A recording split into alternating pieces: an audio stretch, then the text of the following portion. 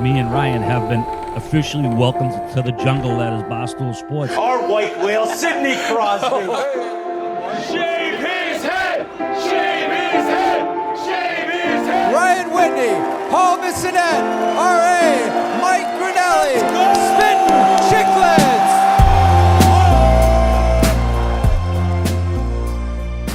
What is up, guys? Welcome to episode 578 of the Spittin Chiclets podcast. Summer's ending, but Pink Whitney season isn't ending, Biz. Look at that hat, Biz. What an absolute clown you are. You know what? You could look great, though, even in that hat, wearing and drinking some Pink Whitney. Army, you know what's up. And the summer, you know, still have the Pink Whitney around the pool, the dog days. So go grab a big bottle, go grab a little bottle, go grab a little nip, and wear Biz's hat, and you can enjoy Pink Whitney. So, guys, what's going on? Biz, you look what great, a hat. though. I got to give you credit. Samuel L. Jackson with Samuel L. Jackson. Doesn't he wear those hats? Was that a Kangol? No, he's a guy, like, you go to a safari, and then, like, all of a sudden, like, he's with your wife at the safari. He was leading the whole thing with that hat on. Hippopotamus. Hey, he's doing a real elephant walk with the elephants. I agree with you, Army. You said Samuel L. I would also say Jamiroquai. Yes. How do you, the old artist, he had two bangers.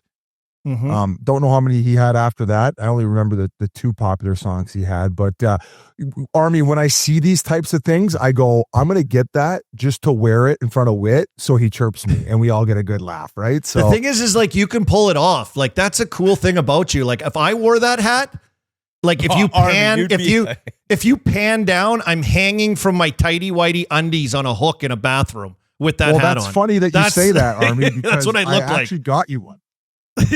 He got you one. I got you a matching bucket hat. The guy that would give you a shirt off his back gives me a matching hat. Thank you. Amazing. Army, what a guy. Sure I miss you guys. You can't wear it if he wears it too that night because it's like, yo, that guy looks decent. I actually you look got like it. Actually, I actually got it for Whit so we could match at Chiclets Cup, but I guess that he ain't throwing it on at this point. No, dude, I'm on the Boston Stranglers. Logo released.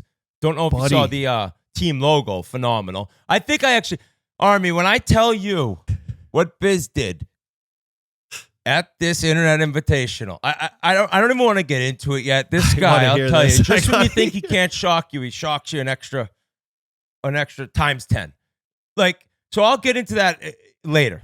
But looking at your hat, it just reminded me you are one ridiculous human. Army, we wanted to have you on mainly to catch up how the summer's been. Cruz is going back to hockey.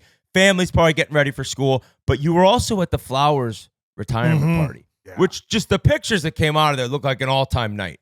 Yeah, so school's starting up, right, boys? I got buddies that have kids in school starting today. First day back. That's crazy. And I'm just like, I'm getting like anxiety. I'm like, oh my God, it's over. Summer's over. What a great summer. Yeah. And then the flurry party, to be able to go to that. And in prior podcasts of listening to you guys and Keith and lacrosse and you with your kids' hockey wit and hanging out with like dads. And, you know, that's my life now. That's what I do. I get the Chiclets trip. I get that kind of good stuff. But I got the flurry party.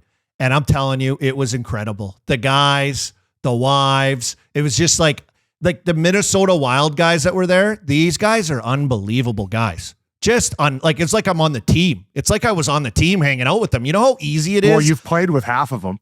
Oh, a few of them. Yeah. Was Bogosian there? Bogosian. This fucking guy is unreal. Guy is built like an absolute house truck. He's got the Brent Burns starter kit rolling. He's beard. He's got the mullet. He's got everything going.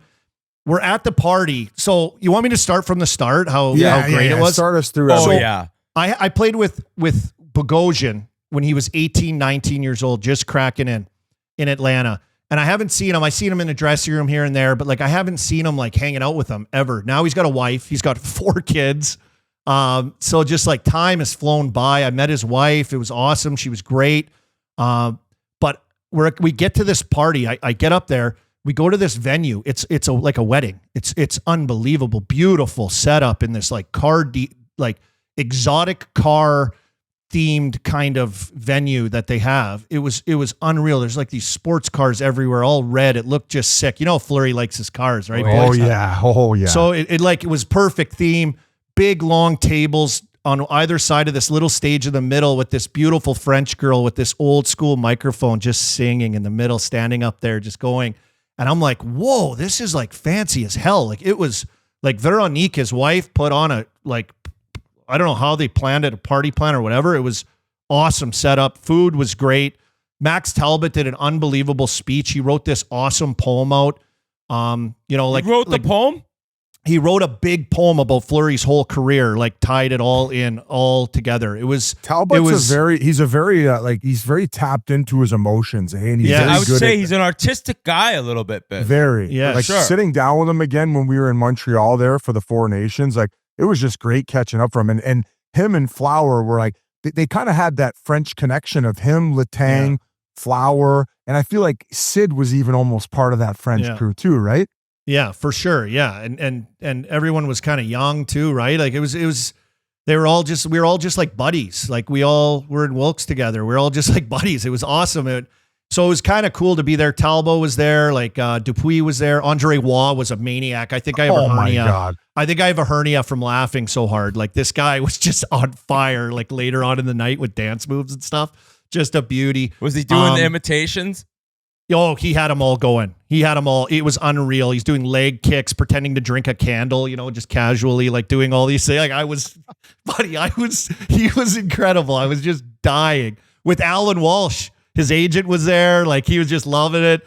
Hanging out with all Walsh these. put out like at least 2-3 fires too, like defending Fleury on the Twitter. Like he's a battler. The stab in the back tweet was the all-time. That's all one time. of the best agent tweets I've ever seen. Maybe ever. It was, you it was also beautiful. mentioned that Bogosian got on the mic a few times, didn't he?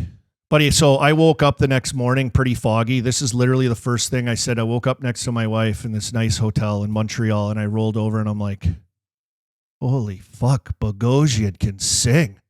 I had buddy, all of a sudden this DJ's playing after the dinner and this little couple speeches and everyone's just going and like it's picking up. We're getting her going. Then we get in this other room, which is like set up for like kind of like an after party setup. And all of a sudden there's this DJ, dude, just playing sick tunes. Like the dance floor's rocking. The boys are going, you know, everyone's just comfy. Everyone gets it. Like no judgment zone, like just being beauties. Like later on guys have their tarps off, you know, one of those ones. It was getting going pretty good. And all of a sudden I hear like a voice. I'm like, what the hell is that? Is somebody singing? It sounded amazing. It was like, he sounded great. I look over, I go around the back and Bogosian has like the DJ's mic and he's singing the song. And he's like now he's on the dance floor. He's singing a song. He's walking around with the boys. What music genre? It was a country song. It was like a good country song. Okay. And he had it down good. And then he sang another one later. It was just unbelievable. What a beauty. And then the best part was like Ryan Hartman, this guy. I love this guy. This guy is just a weapon. He's a savage out there. Lunatic too, man. on the ice. He'll stick you right in the nuts. I think that's kind of why I like him because he's a lunatic, I think. But just a great guy. And like I was like hanging out with him, getting to know him. And he's just like kind of hanging out. He wants to sing a song now. Just a beauty. So I'm like, all right, Billy G's ripping around. I saw a picture. Billy G's got the flow going. Oh, yeah. He looks like Shooter McGavin. He looks like Shooter McGavin when he was in the state asylum before he got out on the new movie. But he's wheeling around with his guys on his team. He's got a great dressing room. Like those guys are beauties. Like Marcus Foligno, the Moose. Goligoski was there too, an ex-guy as well, kicking around. But unreal guy. Got along great with him. But Hartman went to go sing a song. He's like, let me sing. So he takes it. He's singing an entire song. I'm standing next to him so I can hear him. Sounds good. I go, buddy, you're killing it. Sounds great. Bogo comes flying over like 6'4", 230. Just, he's like, hey, the guy shut your microphone off. You're actually not even singing. And he's like, what? So Bogo takes the mic, goes up and like gives it to the DJ. All of a sudden the mic's back on and he steals it. He's singing again. Wow, he didn't like that Hartman was stealing his thunder, eh? Well, no, Hartman didn't work. He got the mic back. Hartman couldn't get it going. But was Bogosian better at singing than Hartman was? Hartman was good though. I give him credit, but Bogo was unbelievable. Anybody else get on the mic to sing or do any like funny stuff?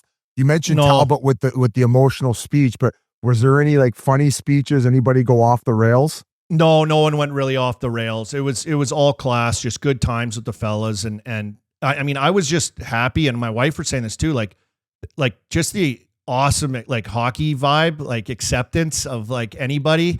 I was sitting, I never met Malcolm Subban really. I was sitting at dinner with him. Just an unbelievable guy. Just Great loves guy. flower, like idolizes flower. He couldn't even kept saying to me, I can't believe I'm here.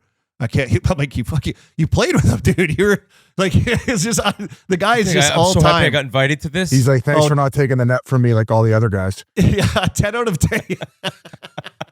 10 out of 10, sweetheart, Malcolm Subban. Hal Gill was there. Great to see him. I heard Deanne saying he ran into him on our group chat and how good does Skillsy still buddy, look? he's a That's weapon. crazy for somebody He's who a drinks specimen. 1,000 beers a night. Yeah, I know. That's all he does is drink beers, and he's ripped and he's jacked. He looks amazing. He looks like a male model in like a Big and Tall catalog or something. So can Army, we go? did they have Okay. was there maybe a video of like highlights of his, or is it too classy for that? Yeah, No, it was no- you Oh, yeah, tripping there was- over him yes, in Columbus, just on repeat.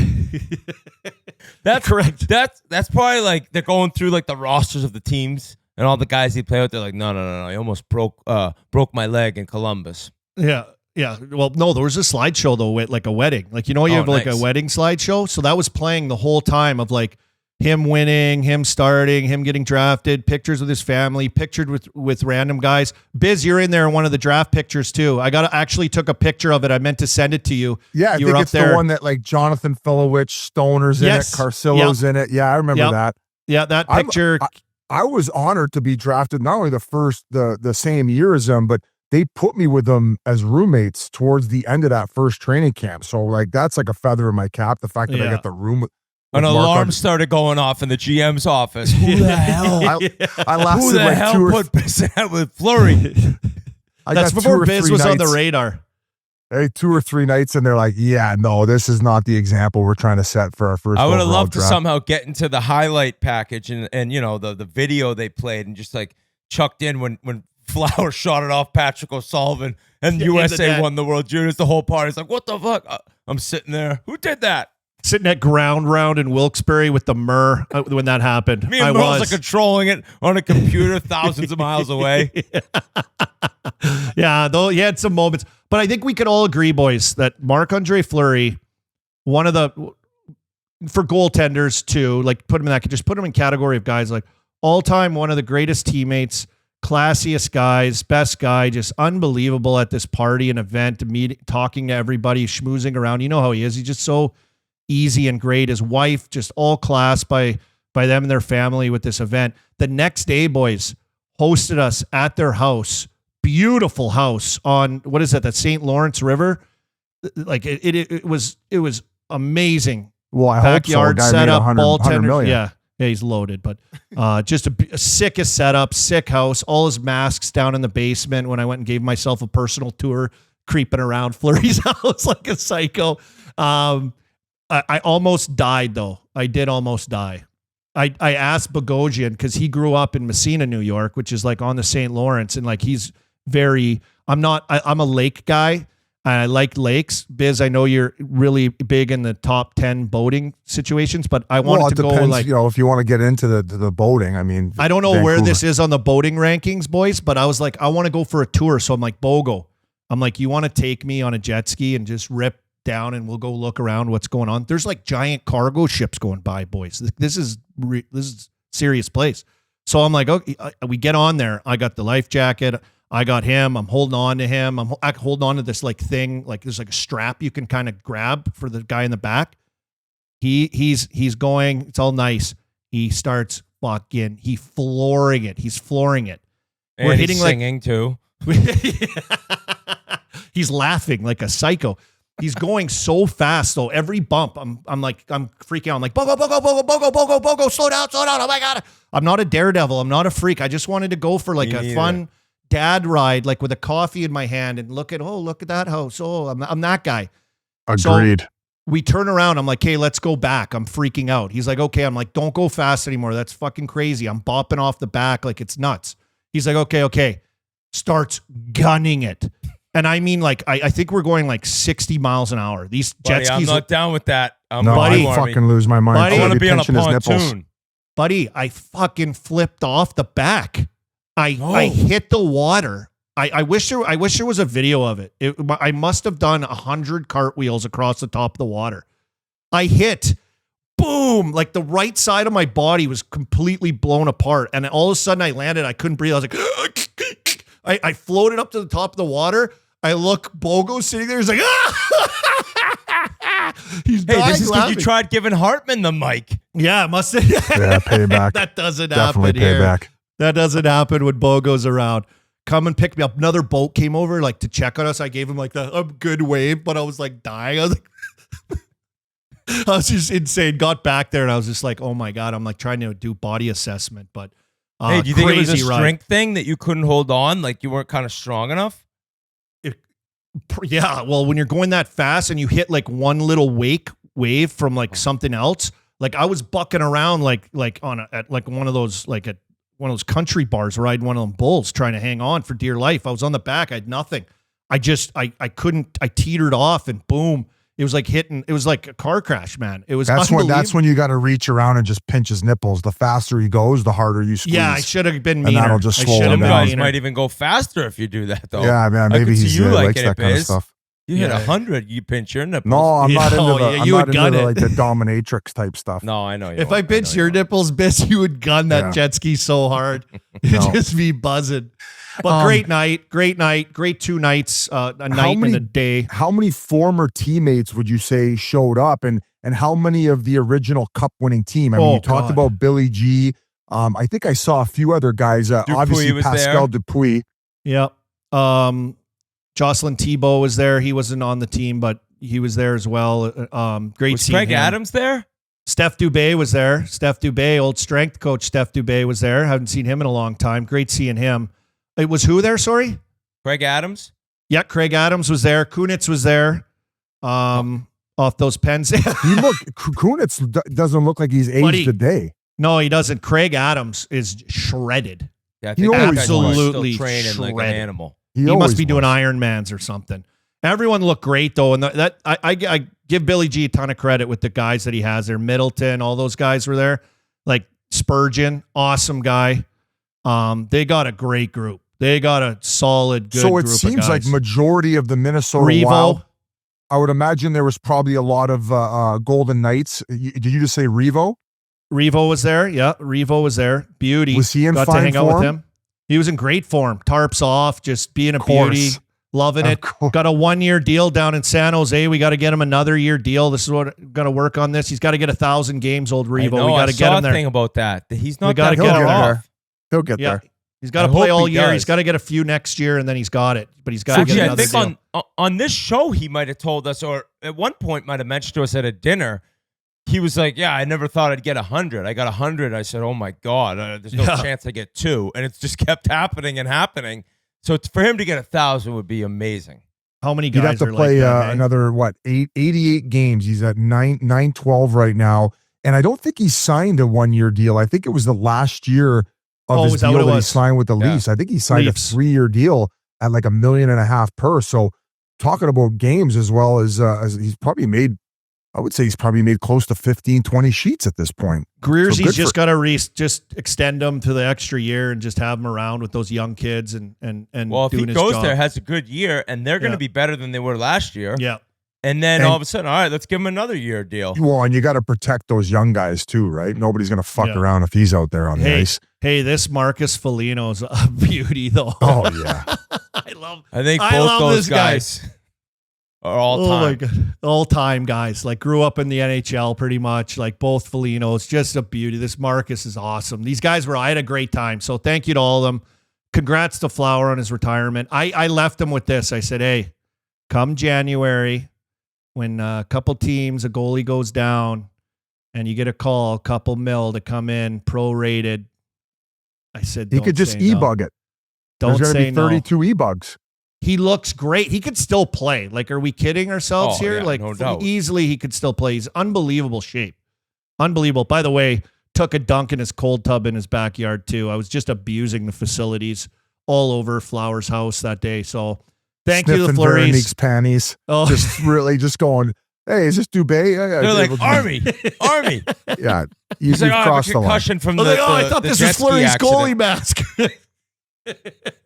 Just trying to. Shout out to V though, classiest thing. It was like a wedding I was at, boys, and they're the best. since day one in Wilkes where it all started.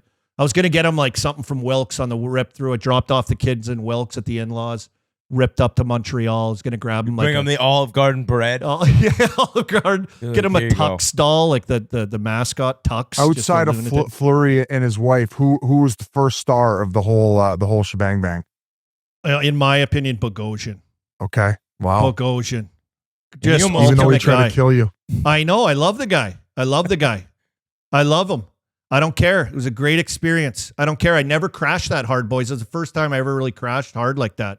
It was Army, unbelievable. I'll never do it again.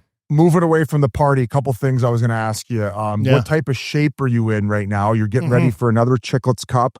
Much like me, I felt like part of your summer focus was not only going to be getting some nice time off with the family, but also getting in better shape. How has that been going? You look great. You look like you got a bit of a tan. It kind of looks more like pink, but still a tan.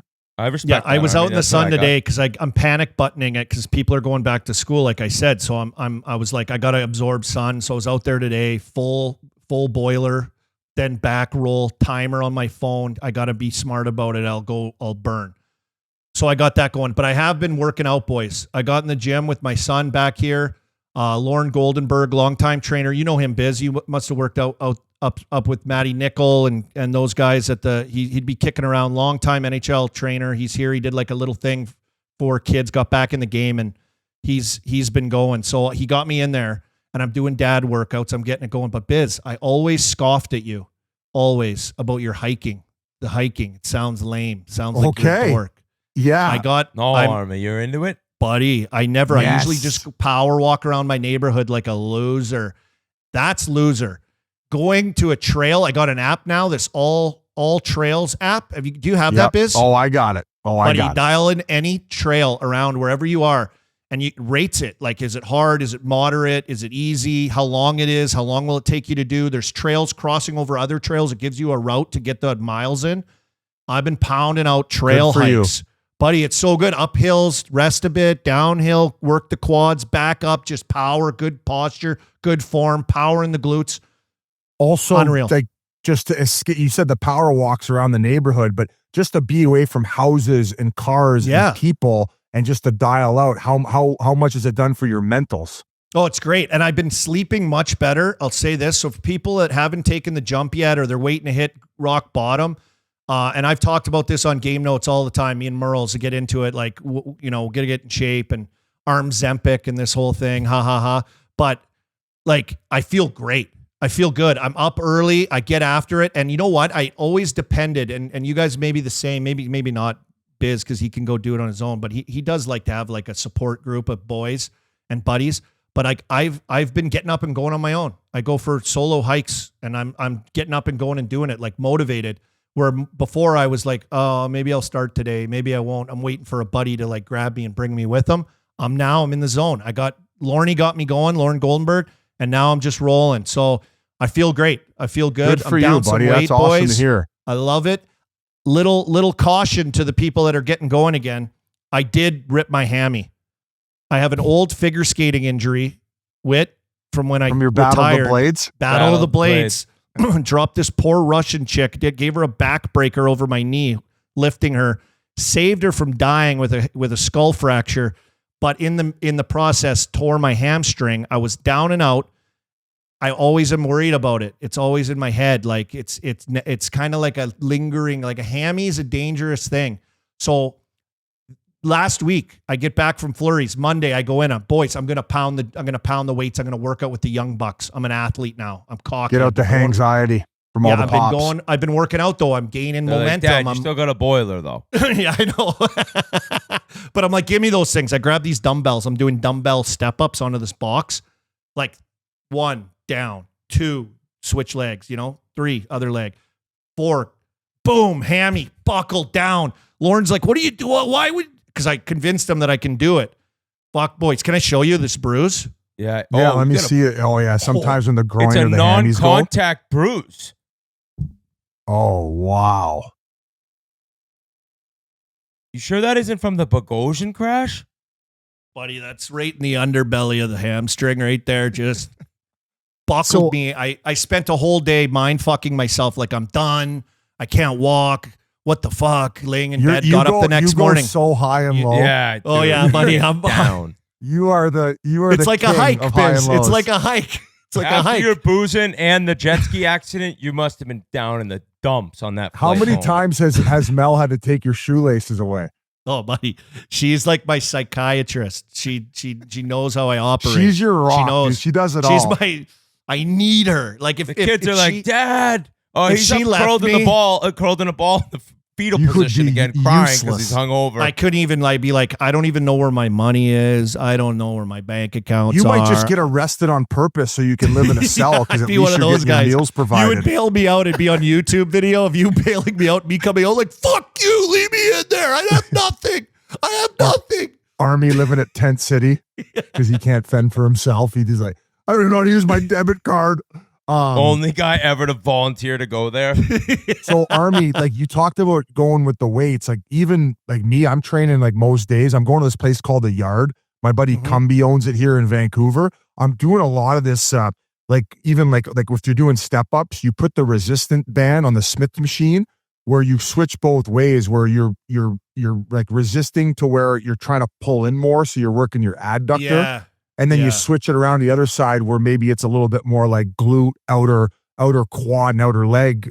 So it's not so much like heavy weights anymore, No. where it's just more turning things on. And when you're doing it body weight and you're doing it slow, I don't know. I find like I just get That's good. just as much benefit. And you're not like even Sid, when he used to work out, he hated the feeling of being sore. Yeah. So he's not doing a lot of stuff that'll make him be like, need to get on the massage table for 3 days in a row, although he does. I remember Sid, like we'd go in the gym and like we'd be working out at the old Mellon Arena and we're all doing like, Gary Roberts workouts and shit. And I see him, he's laying on like a bench and he's just doing like the old hip opener moves, just loosening the hips up. Like He was ahead of the game. Yeah, he was. He really was. I'm not doing like what you're doing. You're more advanced. When I was at Witt's house and I crashed at his place, That's your style. at the start of the summer, I saw you doing like ab ball, like dead bug things. And like I'm doing dad static lifting, light, but good form all the way down, slow timing things. I got cocky. I thought I was an athlete. I tried to push it, hamstring, salute. But I woke up the next day, boys, and not thinking, I got up to go for the old morning pee, wheeled in there. After I was done, I was walking back to bed and I was like, whoa, fuck, my hamstring doesn't even hurt. What the hell happened? I was like healed. I was healed. And I continued working out. I went for hikes and everything. You were I don't know kind what of happened. the guy where like they had to come out with the trainer. You left the game. They're like, he's out. And then the next night you were buzzing around. Paul like, Pierce. Buddy, I was out 4 to Paul, 6 you weeks. Paul Pierce. I was out 4 to 6 weeks once in Pittsburgh, and they said I can't come back and play without a knee brace. It was after I blasted Saku Koivu, then Surrey jumped me, and I tweaked my knee. And I missed the next game in Montreal, and like people hated me. They wanted to kill me. And I got the brace, and I skated. I remember I came into the training room like, I'm good. I don't need to wear the brace. I was doing like knee wobbly things like, hey, look at this. Look at the flexion. I'm not, no pain, nothing. Because I didn't want to wear that brace. And they said, oh, okay, you're good. Go for it. Fuck, I'm a weapon, man. I heal it with my brain. I heal it with my mind, boys. I heal it with my mind. The thinking since part, the you- ups and downs, it's all a process. Since you brought it up with the hiking, I am doing we did the pilot of peaking with Donnie and Corey. We're going to be filming our first season of it in BC. We're going to do the mainland, which is here. We're going to do the Grouse Grind. Then we're going to go to Whistler and do a bunch of stuff. Maybe even stop in Squamish along the way. And then we're also going to head over to the island and hit up either 1 or 2 hikes there, Wow. as well as head to a place called Tofino. So Dude. throughout the course of these seasons, we are going to introduce more and more guests. So once we head out east near you, Army, I don't know what are the Appalachians. What's the longest near- hike? What's the longest hike you guys go on? Like I'm looking at this. Some guys, there's like 14-hour hike on some of these places. Oh, I'm buddy, like, there's that's fucking. You could do the John Muir Trail, or I think I might be saying it wrong, where it's a 7-day where you got to set up camp seven times. There's one of Me those and here. Don- There's a trail here to Washington, and it's apparently like an old trail that you can do, and you can do that. It takes days to do it, though. You can hike this whole thing. So I'm 100% at one point gonna buy one of those Earth Roamers, and I'm gonna be doing every single national park in North America, and then eventually head down to South America. Like I'm going on an excursion. That would probably be my retirement gift, is go on all these crazy excursions. But what I was saying though is I think we're going to do one overnighter this trip. That'll be the first time we've obviously done it with the peaking series. But on your own, no electricity, nothing. No, like a sleeping bag rolled up with like a little Bunsen burner cooking up like a little tuna thing. Wow. Bingo. We're going to do it. What if there's bears around? Like, how do you know? There are bears around. It's you got no gun? I'll fucking judo chop that Mace. motherfucker. I'll fucking Bear tap mace. that fucking bear out, bitch. Fucking say my name. This is not like 6 Irish Travelers. You've seen the size of these paws? This thing would just eat you up. I've actually I've studied The Revenant, where Leo gets in the battle, and I know exactly what he did wrong, so I know what to do right, including bear spray right to the yap and then hit him with the jugular. You know what you could do? You could do like Liam Neeson in that Wolf movie. You can have all those Pink Whitney little nips, and you break them, and you can put them between your knuckles at the end of the movie. Remember, he's getting surrounded by the wolves. I thought you were going to say get him loaded, like give him the Pink Whitney crushed. Yeah. Do you think Donnie can Things do the hung grouse over the grind? next day? You're like, oh, I got him oh, now. fuck, that Pig Whitney kicked me in the dick. Pig Whitney saved my life He joins a again. sorority. He's just in the corner, diarrhea. Hey, He's rubbing his blood on the floor. He's rubbing his ass on the forest floor. He just like. So that'll be filmed in the next few weeks here? Is Donnie gonna? What's the time for Donnie on this grouse grind, Whit? Okay, I've never so done it. So I've done it 3 times so far this summer. I did 54, What's your times? Yeah. Then 57. I was a little tired that day, and then just matched my time of 54. I've been getting a lot of needling and work done. I did 3 hours of stretching yesterday. I felt unreal in the gym this morning. I think I can crack the 50-minute mark. I would be shocked because I don't think Donnie's doing a lot on his own. But he'll go and do whatever. I would be shocked if he broke an hour. I think Donnie, like me on a jet ski, cruising and looking at the houses, is the way that I picture him hiking. I don't think not with this gross grind, man. It's a kick in the dick. You can't just do it slow. Like he'll do it with a cigarette in. Yeah. He's going to be over an hour. You're saying it's sure. almost too steep to just like take your time? Stairs. You're doing lunges either way the whole time. You're doing step up lunges like Army blowing out his hamstring. So I'd be shocked if he didn't have a hammy looking like Army's by the time it's all said and done. And also that part of the episode, it's for time. Like we're doing the grouse grind for time. So I always get a bunch of tweets and messages about it when I mention it on here. But there was one other thing I was going to ask Army though. God. Oh, so how old is Cruz now? 15. Just turned 15 in June. So so summer, like I had to take him back. He's going to Mount St. Charles again, boys. Same place as last year, right? Same place. He'll start out the season there though. It'll be great. Get into school on Saturday. At first practice with his team on Sunday. School starts on Monday. On Tuesday, rip him out of school. Adios. We're going to Seattle Thunderbirds camp at the Western Hockey League. Let's out west, go. baby. Let's go. First Is that Western like rookie League camp or like I don't think they have a rookie camp. I think they just have the camp. That's main training camp he's going to. Yeah, I think that's how they do it in Seattle. They have a rookie game, if he's good enough. I'm not sure if a lot of kids his age will be introduced into this game. It's like a rookie game they play against the Everett Silvertips on the Tuesday. We'll see if he plays good enough or he warrants Army, it. what are you telling him before that game? Are you saying put the fucking foil on? Let's go. Send a message. Yeah. Oh, it's like have some hockey IQ, right? Like, well, yeah. I'm just all about like creating time and space, like setting yourself up, pulling guys around. Like that kind of smart stuff that I'm working, like really trying to work with him on. He worked his ass off this summer. I give him a ton of credit. And in the gym, on the ice, went with my brother in Philly for the month of July, on ice, off ice, every day.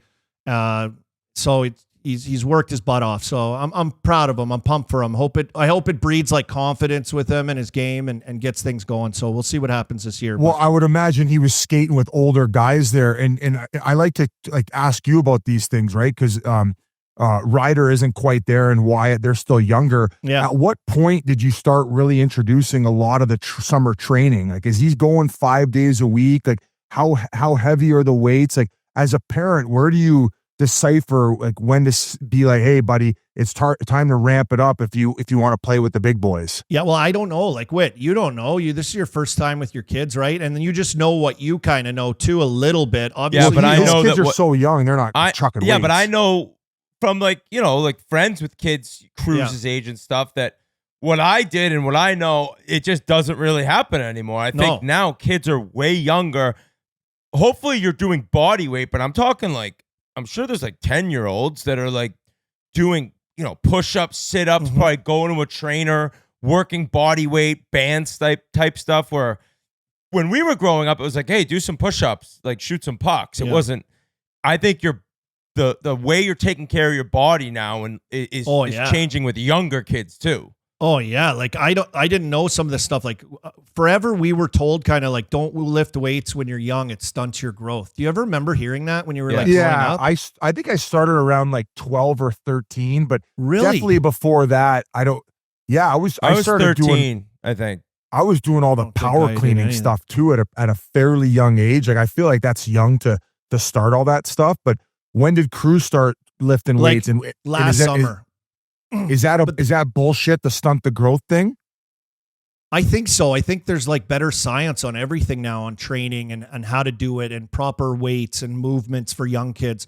I think a big thing with young kids, guys, like the biggest thing is I don't quote me on this, but I think there's a study out on like hockey players and their hips and the unnatural movement of skating that is really bad for your hips. It's really hard on your hips and why it's important to get away from it in the summer. Yes, and do other sports and do other sports and strength. And you can't skate every day. It's not like healthy for your body to be in that unnatural pushing out stride position on your hips, to be torquing like that. So it's, like this stuff is starting to come out on training and younger kids and what's valuable and what isn't. And the biggest thing is like summer tournaments every weekend. That was like the biggest thing for the last like 4 years. Who's going? And I'm like, Cruz, don't do that. Like, let's just get some ice. We'll do some skills. You could get skates in.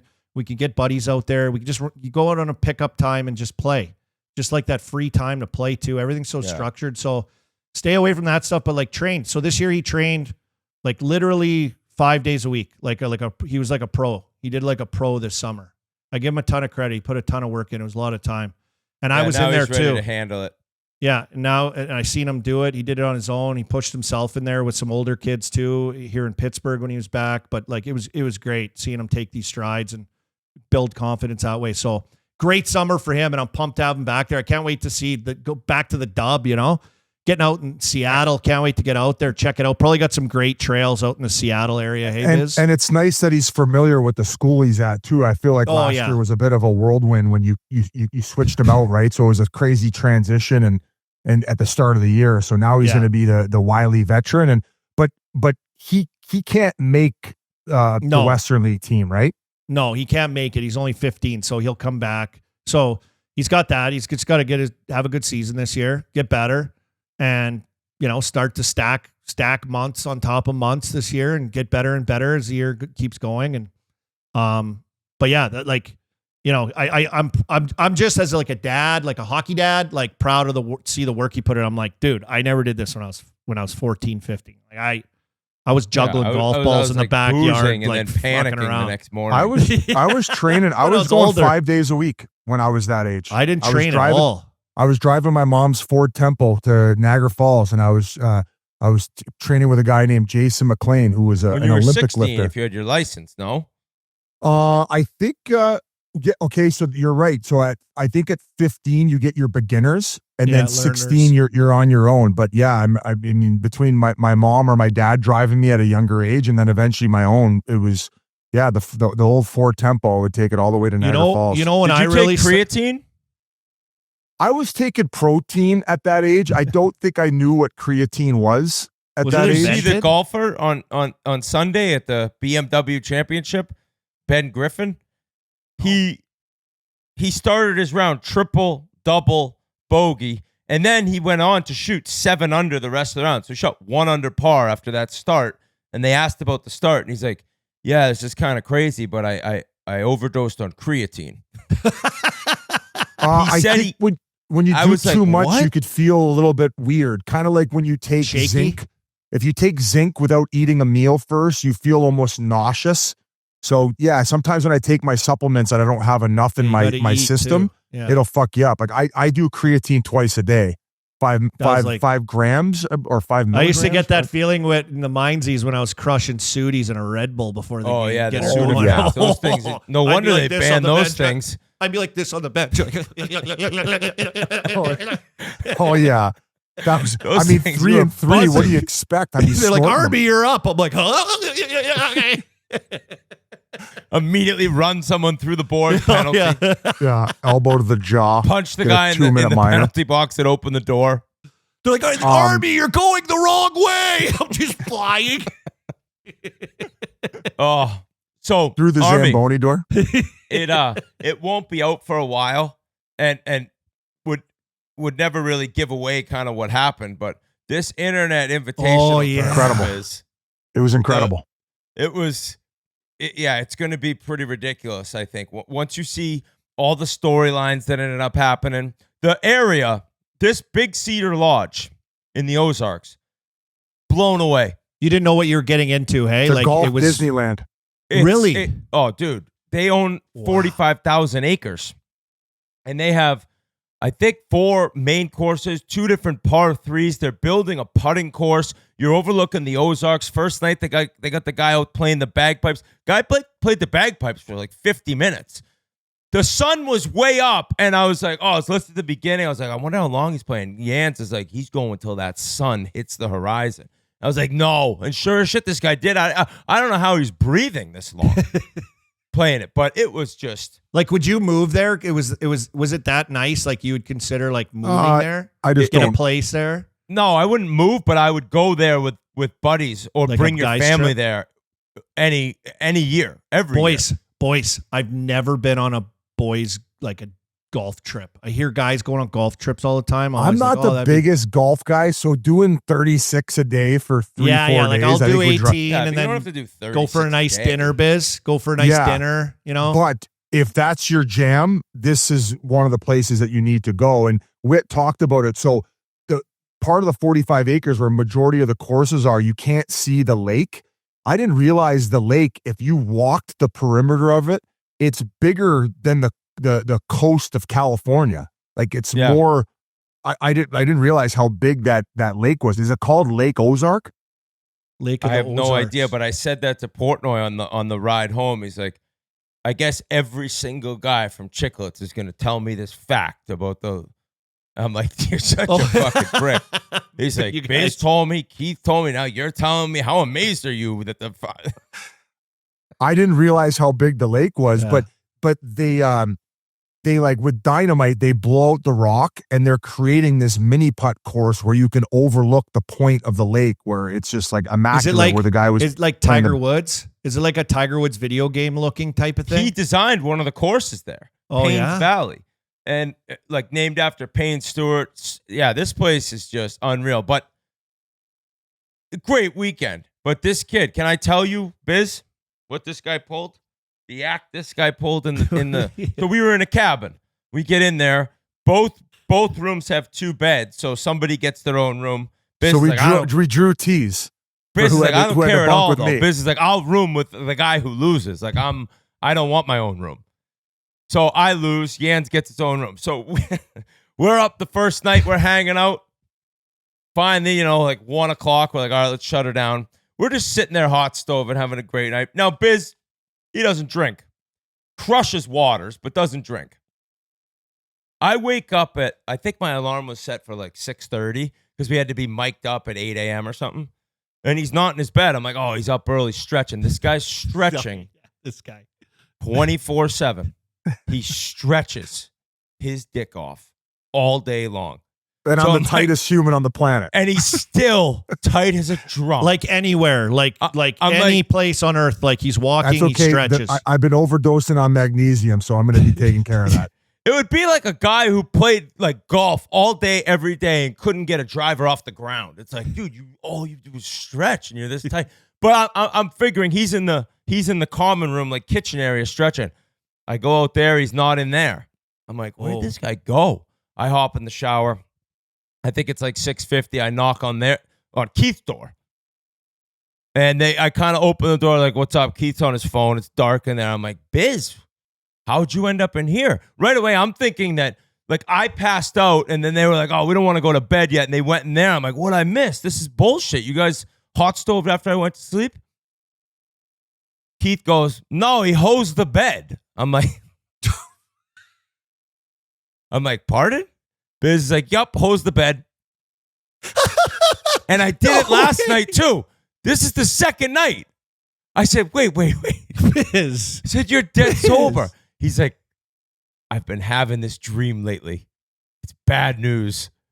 Can you tell the dream and explain to the listener This is bad. how dead sober you're hosing the bed as a 40-year-old man? Holy shit. 2 nights in a row? So Two nights in a row. before I get into it, both nights, because I was so tired from like not only the travel but the golfing, being out in like the hot humidity, like these were long days, so I was fully gassed. Where when I was sleeping, I was hitting my REM cycle, like I was fully out. Okay, so that I'm not using that as an excuse. Like every but I think human a lot of Sounds like people- it, but keep going. Yeah. No, you REM. guys know when you're in that deep sleep. So, I get this dream, and the first night I did it, but when I started doing it, I woke up right away. So it only got like a little layer, so I could throw a towel down and it wasn't going to disrupt. So I stayed in the room or whatever.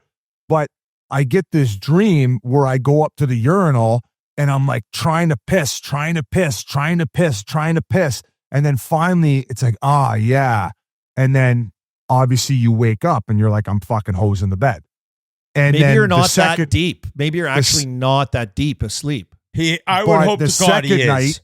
The second night, I was obviously, because I got about 98.6% of the piss out and then finished it off in the other 1.4 in the bathroom, and then made my way over to Keith's room because I knew at that point, like I obviously touched the bed around it, and it was No, Army, it was like What someone do you chucked the do bed with in the that pool. situation?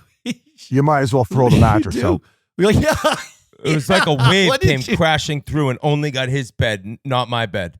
But the thing is, though, is like for people listening, and I think that we get over 500,000 listeners to this podcast who now know that I'm a bedwetter. By the way, Shane Doan actually calls, every time I call him, he calls me a bedwetter. He's like, what's up, bedwetter? So he's bang on. He was ahead of the curve. But I'm not embarrassed. It's just like, because what are you supposed?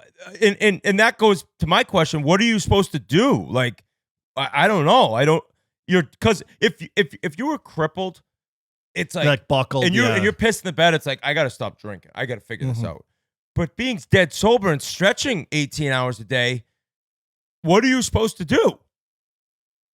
I don't know. That's a question for our fans and maybe some It's a doctors listening. psychological thing. Like when there's got to be there's meanings behind your dreams. And when you're deep sleep like that, you remember your dreams. I haven't remembered a dream since I was like 12 years old, I don't think. I've tried, I've hung on like I'm in a sick dream. You got to write them down when you wake up right away. And I've been like, don't wake up. This is I'm in the perfect spot.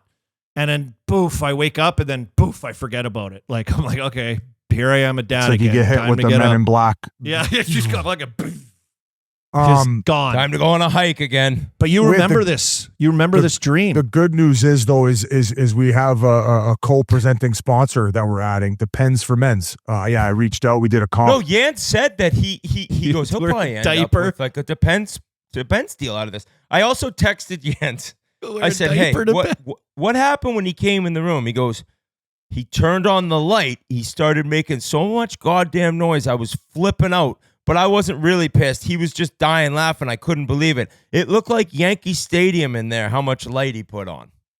So he came in and just blasted it, walking around, making noise. Like you're probably like, what the fuck? Wringing out his underwear. I was Hey, just Biz? more of like, fuck, well, I got to tell the boys, obviously, because he's going to wonder why I'm not in this room. And I'm not going to lie to the boys. What do you got for me, G? Wouldn't a simple, like Whit asked what you do, like wouldn't a simple solution just be like not chugging 3 waters right before you go to bed? I feel like that's like, I let's actually start think there. you're dead. And I That's think when you're you get your drinking best 3 hydration. gallons a day, you said? You drink so much. Yeah, I drink a lot of water. I think that and it was hard because the sodium packs were throwing me off, where I think that was part to blame with the gout, where I was going overboard on it. So I would definitely say I need to slow down my water consumption, G, and I agree. I got to cut myself off at a certain point. Now, I've really honed back on the weed, which makes me a little bit parched. And that's why I'm always trying to wet my whistle, because my mouth's dry from smoking. But I have definitely toned it back on my cannabis consumption as well. So hopefully with all of that, it makes me not. You're like a healthy guy. Great point by G. Just lay off the water. Thanks, G. Like this is like drinking, right? Stop drinking. Yeah, stop drinking water. You ever think about like just putting one of those clothesline clips on the end of your horn? I like doing the grenade pisses Like in the shower because I got the off. big 4Z, just tie her in a knot. That would be a good idea. That would be. I would honestly, if Depends paid me, I would wear a diaper to bed every night. Can you imagine if I go into the that store? could be the play. I'm wheeling down and there's Biz with an ash Cardboard looking cutout. over, like he's looking over the back shot with a big diaper ass ripping on the front of the Pampers fucking bag. All of a sudden, like the Chiclets Pampers. I'm like, dude, we got into the diaper game, the adult diaper game. He's looking over his shoulder, and all you see is a diaper ass. His coy smile like that he does. He's like this, and a Halloween themed arm sleeve tattoo. He's like, I got equity in this company, bro. Look at the gel. The gel packets. We have new hose my I'm pants. speaking and at you the can't even see. Bedwetters Union next month in Saginaw. We got this deal lined up. Listen, I'm 5 sure years I'll down have the just road. I'll have just as many people in my DMs as I did over the Dubai chocolate who are in support of me. So I I appreciate. know. I saw that. I'm sure you've gotten a few too. I appreciate the support, and I knew it was factual. And I've talked to a lot of people who have had girlfriends go over to Dubai and have said they've been propositioned to do the same thing. I've had numerous amounts of people reach out to confirm my story was true last pod. So thank you to the Dubai chocolate. Biz is like the Vindicated. slap You're chop vindicated, guy. Biz. Biz is the slap chop guy, but for male diapers. This is unbelievable. This is unbelievable. I do have a few other things. Where do you see these nuts? And by the way, we're going to be getting Cal Clutterbuck on, former New York Islander. Awesome interview. Also Minnesota Wild. Unreal interview. Grew up with Clutterbuck. I trained with him coming up with our boy Stacy. Unbelievable guy, unbelievable career, over 1,000 games, and very much like a Konopka interview. Just like great stories and a nice throwback, which we've been on a bit of a roll here. I mean, we had the Boston Bruins head coach. We had Hall of Famer Henrik Lundqvist, probably in the Chiclets Hall of Fame at this point. Zenon Konopka, Army. I don't know if you listened to that one. He was fucking so 10 out of good. 10. It was. You guys just stopped the interview. I wanted him to keep going. You got to get him on again. Oh, you got to get him on again. Come regular season. Yeah, I was saying Schaefer, first overall pick you guys had on. Pierre Turgeon. I love those stories from Pierre Turgeon, the Patrick Waugh. That was my childhood. Growing up a Habs fan, Patty Waugh, and Turgeon's awesome. I don't know if Fish did it or Fishy. Did you clip that? That was so good. It was longer one too. You know, the Instagram clips usually around a minute or so. I think this was 4 or 5 minutes, but it was the story about when he knew that Waugh had had enough and it was all coming to an end. I had completely forgotten until I watched the clip that the coach was the radio guy. What was his name again? That they hired, Biz? What the hell? Tremblay? Yeah, Mario Tremblay. And they had they had played together too. It was just like a great story. And I think we mentioned how grateful Pierre Turgeon was for just his career. He loves hockey. So that was awesome. Yeah, and Clutterbuck was great. Clutterbuck is like apparently one of the top hockey playing golfers. And so he wants action in a sandbagger. We got to set that up for sure. How much money did Clutterbuck make? How much money did he make? I bet he made 40, 50 million. 50? He made a lot. I know this is my thing I always say about Clutterbuck. If you go into your hockey dressing room, if you have kids, and ask all the kids who wants to be Connor McDavid, they'll all put their hands up. If you ask, hey, who wants to be Cal Clutterbuck, like none of them will put their hands up. Like, you don't like $50 million? You don't like 50 mil? No way. Did that just happen? He got it the hard way. I mean, he was grinding. Everyone hated to play against him, running around. He was great. 37 just shy of 38 mil career earnings. Not enough Cal Clutterbucks out there, ladies and gentlemen. Agree No. with you, Army. No, that's a great not at all. example. It's a great job to have. Should we kids. throw it to him now, you think, guys? I was just going to bring up a few other things here Perfect. quickly. Did you guys see that the UFC deal? Yeah. So that was the first time I've seen, I mean, maybe I'm wrong, but I've No seen an pay-per-views. enormous like TV deal announcement that has actually made fans completely fired up for it. Like the fans were celebrating that in terms of all the money they're spending on pay-per-view. And now Paramount Plus, you get it. You get every fight. The pay-per-views are done. Do you ever remember seeing fans that excited about like a new TV deal within a sport they like? I'm not even the hugest UFC fan. Like once in a while when there's a big one, I'll find a way to either go to a bar and watch it maybe or go over to a friend's place. But like it's such a growing sport. And now that it's become mainstream, I feel like it's going to skyrocket. I'm fired up because I want to see these guys scrap. Like it's something I don't mind watching. Sometimes when they're gruesome, where like when a guy kicks a guy and his leg breaks and it's like flopping I'm around. not great at watching that. Or when guys get knocked out real bad and there's like a guy that gets his fucking eye gouged out. Some of it can get pretty gnarly, but I'm pretty fired up for this. This is I believe it's a 7-year deal at $1.1 billion per year. So Crazy. this is Biz, that's where do major. you stand on these guys making a little bit more dough? Okay, so that's Because- a non-negotiable. Like I respect everything that Dana White's done, but just like when the NHL had its lockout and then you came back and then league minimum was getting bumped up. I believe league minimum now is like close to $1 million, isn't it? Like 800, 850 or something. Maybe. I Yeah, think in like- the new CBA, they bumped the bottom up to $1 million. Perfect. I think, and that was a game notes thing that me and Merle's kind of said, hey, you got to bump the bottom up too. If you're raising the top, bump the bottom up for the boys. I feel like you and Merle specifically have been bumping not only that, but the health insurance for former players for a long time. So, which is something else they did with the new CBA where there's a fund now. I was just talking to Glenn Healy the other day, actually. Yeah, so me he's too. fired up for it. But like when you're talking bottom of the barrel treatment, like some of these guys in UFC, it's brutal. Like they'll go there, get their fucking leg broken and they'll never fight again. And they made like 50 grand. And by the time you pay your trainer, your travel and everything else, like you're basically fucking in the red. How do you do comparables and like, how do you get like, you know, say I'm fighting you, Biz, and like you're like a main event guy. Like, how do they? It's all pay-per-view. That's how they weigh like the hype machine to like get clicks. I was wondering the same thing. Or is it more of an issue with there's just so many people that they have to choose from, right? Like obviously there's some incredible world-class fighters, but like There's in other what leagues, world, in too. what world would people not be trying to become UFC fighters even though they're underpaid? You know what I'm saying? Like the option for Dana White and UFC, there's just so many people they could choose from, right? Like you're not gonna see anyone just stop fighting because they're not getting paid enough. Right. But I also feel that with more money coming into play, they'll have better resources to train. And now even more and more people will want to get into it if that bottom line keeps coming up. How do you Especially deem at the fact though? that you don't have to buy hockey equipment. You don't have to like No, I know. you go to like I bet you the amount of people signing up for karate, jiu-jitsu, and all those types of things is just skyrocketing as it is because it's a great like mental escape as well as physical.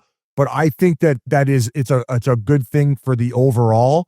And like you said, the bottom line will definitely come up. And if it doesn't, I mean, I have a lot of respect for Dana White and what he's done, but if he doesn't move that needle, that's a tough look.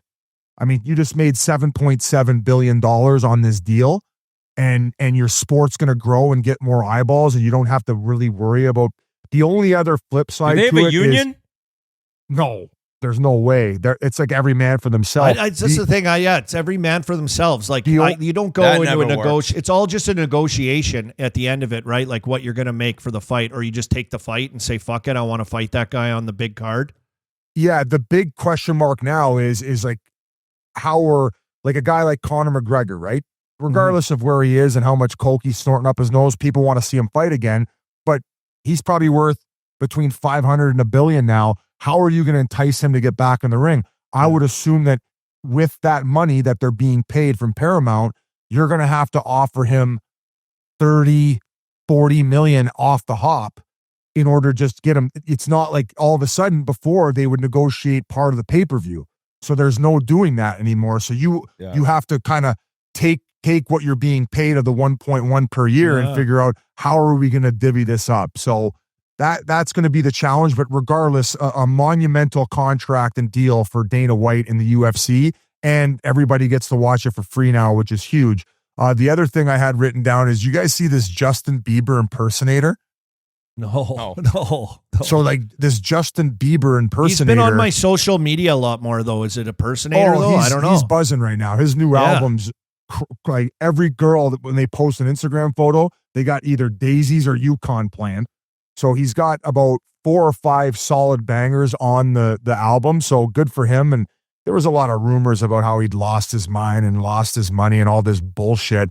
But one funny thing is this Justin Bieber impersonator. I don't know if he like emailed the Win and said, hey, I want to get paid, $500,000. I'm going to come in, perform at the day club. Well, next thing you know, this Justin Bieber impersonator is performing at the Win Day Club where they never flagged him. Does it look exactly whoever like was the final decision maker on that, not being like, wait, Justin Bieber is not coming here. Like what? Like who thought that was actually him? It's bad. I don't know. I'm sure GG. Have you seen the video? How much would you say it looks like I'm out of, out of 10? Much? It actually, I'd say 1 through 10. I would give it an 8. It actually he has he's got the matching tattoos. He's like hunched over like the way Bieber does. Send this to me, G. It's a dark nightclub. It was that excess at the Win. That's just a tough look. And so he came in and he was like singing. How did he sound? How was his singing? Look at that. It looks just like him, the way he's dressed and maybe a little fatter than Justin Bieber. He's got the hunch over thing going. I would love to be in the crowd. There's a couple people like, I don't think this is. He sounds off tonight. And he's lip singing anyways. It's not like Colby. You asked how he's singing. Like he's just up there, just he's like moving like him though. That's brutal. That's a bad move right there. Is that what he does? Bieber doesn't do that. No, he ain't fucking doing that shit. He doesn't do that. That's what I do. I do that. That's what I do. Army's doing that at Flowers Party. I was doing that. I think it was Bogosian. Bogosian was singing. I was doing that. Bogosian chopped his salad off. So I thought that was pretty funny. I mean, the Win's no joke. It's not like you're going to some dumpy ass hotel. So he just took a payday. They're kind of a joke now. They had a fake Justin Bieber performing piss. I know. It's with at least he could have had this bucket hat on. That would have. Hey, speaking of lookalikes, so before you move on to the next thing too, I can't wait to watch that video. But does the Boston Stranglers logo? Some people were saying, I commented on like it looks badass.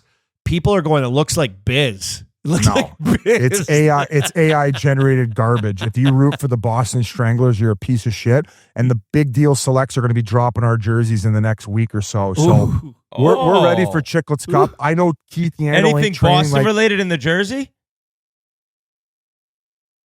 Here, I'm not fucking telling you, you traitor. I think Newfoundland you just gave away that could be a yes. Based on your reaction. Don't worry about you it. bedwetter. The jerseys are yellow. I can't mean, wait. If anybody chirps you with that, I'm just gonna laugh. What? If anytime anybody chirps me that, I'm just gonna laugh and then I'm just gonna hose my pants.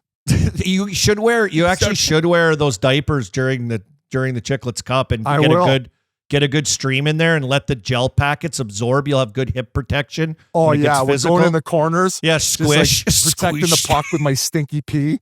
Nobody's gonna come near me. I'm gonna be able to back that ass just up. Just a giant piss bomb diaper like my kids used to get when they get real full with.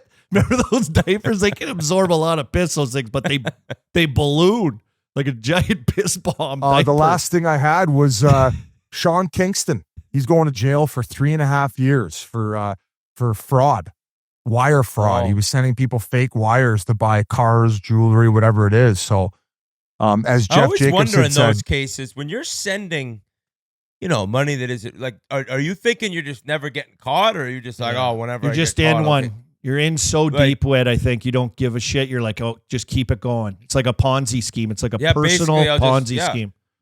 I know. It's nuts.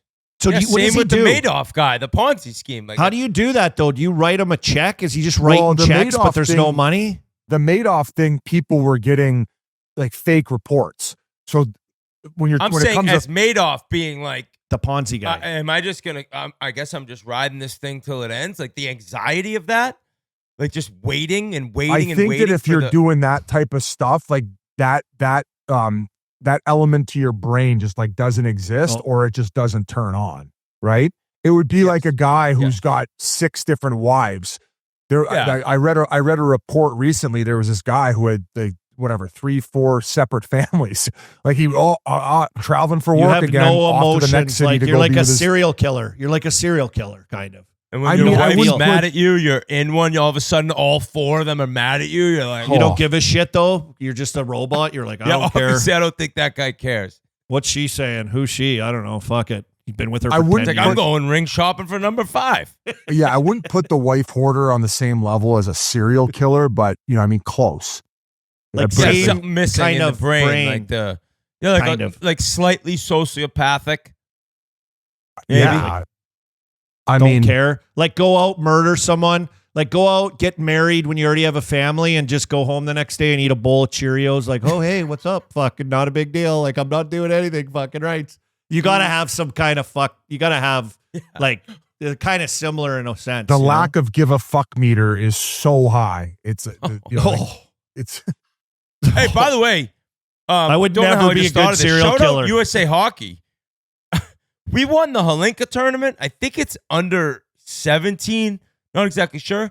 I don't it even is. know if we're sending we're not even sending the national team development program guys. We're sending the next best, considered at that age by the USA Hockey Scouts. Canada sent their CHL here we go. All-Star team. Here we go. Yeah, but all the guys you sent for that American team, a lot of them are guys that play in the CHL. Like that's why they're fucking studs. Oh, I don't really care where they play. I just care that we beat you guys. And then we beat I know, Sweden I'm too pissed. and won it all. So USA Hockey, it's been now listen, the 4 nations, right? And Olympics coming up. You guys own me at the top level. But we have a big list of U18, U20 things the past few years for USA. It's starting to against you pile guys. up, I'll admit. Starting It's to pile up at that up. age. This will be Starting to huge for the pile Olympics. up. Busy. This is a couldn't even win the huge 4 year coming up. nations, so they had to move to the Holenka. Was Matthew and Brady playing in that? Yance played in the Holinka. I'm pretty sure he took a slap shot in warm-ups at a Russian kid and hit him, knocked him out of the game too. We got to ask him. Jans was a gangster back then. Oh, I he was a talked to savage. someone that played against him when he was like 12 years old. He had a full beard and shit. Like he was like the intimidating like older kid with a mustache back then or something. Is that I true? don't Jans know. looked I like don't think he RA in was. his draft photo. Can we pull up Jans' draft photo? It's the one picture is Private Pile from what's that movie? Oh, yeah. Full metal jacket. Full Full Metal Metal Jacket. Jacket. He has a Private Pile headshot with a Phoenix Yes, Coyotes he does. jersey I on. see that one. Oh, a good boys. This has been great catching up, Army. Yeah, great catching up. Love you guys. Part of the Game Notes crew. We're excited to get you guys back in action again next year. Folks, enjoy Cal Clutterbuck. Clutterbuck time. Old school player, great storyteller. I can't wait till we do a little bit more with him, specifically with golf, and then even have him on. These guys who've played in the game and played in the league up until right now, those are the guys I'd love to chat with, right? Especially once you hear him in the interview. Like, he's personable. He knows what he's talking about. Maybe we get him on once every month during the season, once every 2 months. So let's throw him to him now. Great guy, Cal Clutterbuck. Welland's finest. This episode is brought to you by Body Armor Flash IV. Flash IV delivers faster, longer-lasting hydration with over 2,000 milligrams of electrolytes, no artificial dyes, flavors, sweeteners. All the other drinks have that. No, not in Body Armor Flash IV. So whether you're training, traveling, or just feeling the heat, work hard. Hydrate hard with Body Armor Flash IV and grab yours today at a local 7-Eleven convenience store. Grinelli continues to crush them off his post-Italy trip, post-France trip, wherever the hell this guy's been. He does Body Armor Flash IV. The So Barstool Beach House too, Whit. I don't know if you've been tuned into that. That show has been electric, and they are crushing. I mean, they're drinking their faces off, but they're just crushing there the was like Body no Armor. drama this week in that house. Not much. Like I mean, first week you could say, second week I'm checking the clips. I'm just kind of like, all right. But you know why there But was no drama? they're all hydrated. Yeah, because no one's cranky and they're hydrated because they got their Flash IV. Maybe you're right. So right now, get involved. Go to your local 7-Eleven convenience store and grab some Body Armor Flash IV. Guys, this summer right now, the sun's out, and so are the fresh cuts at Sport Clips Haircuts. It's the perfect place to cool off and watch some sports on TV while also getting a precision haircut from stylists who just get it. They've been specially trained to cut men's hair. Listen, you could take your haircut to the next level with an MVP haircut experience. It comes with a hot steam towel and a 7 pressure point massaging shampoo that are sure to make you melt into the chair. And for this summer only, you could swap out the classic hot steam towel for a refreshing chilled towel on those hot days. It's an icy alternative that's the perfect way to defeat the heat. Sport Clips, it's a game changer. We are now pleased to be joined by a man over 1,000 NHL regular season games, over 80 playoff games, just a bowling ball on the ice for his entire career, Cal Clutterbuck. What's going on, buddy? What's up, boys? Not much. Long overdue. Big time. I was going to say, Whit, it's nice that you got your balls back from Lou's mason jar in his office, and the fact that you can come on and join us now. Got to get a beard. Got to not have to use clear tape on his socks anymore. It's a real win. It's all good, boys. We had some good years. Like, I know you guys hated it, but whatever it is. What do you mean? We didn't hate it. We just hate when we got blackballed. Now, did you ever specifically have a conversation with Lou where he's like, listen, Cal, I love you, and I know you're from Welland, and I know business from Welland, but we can't have you going on that rotten podcast. It never even went that far. I just knew. Okay. All right. Okay. Nice. Self-awareness is good. You know right away. Listen, I would have loved to do it. I get it from both sides. Like he's so. What you don't understand, like unless you play for him, like what you don't get is like it's so good for you as a player. Like you got nothing to worry about, and you know what I mean. Like by all means, I could have came on here and said something really fucking dumb, and then like it just takes that all out of the equation. So I get it, and I get it from your perspective too. Definitely, I think.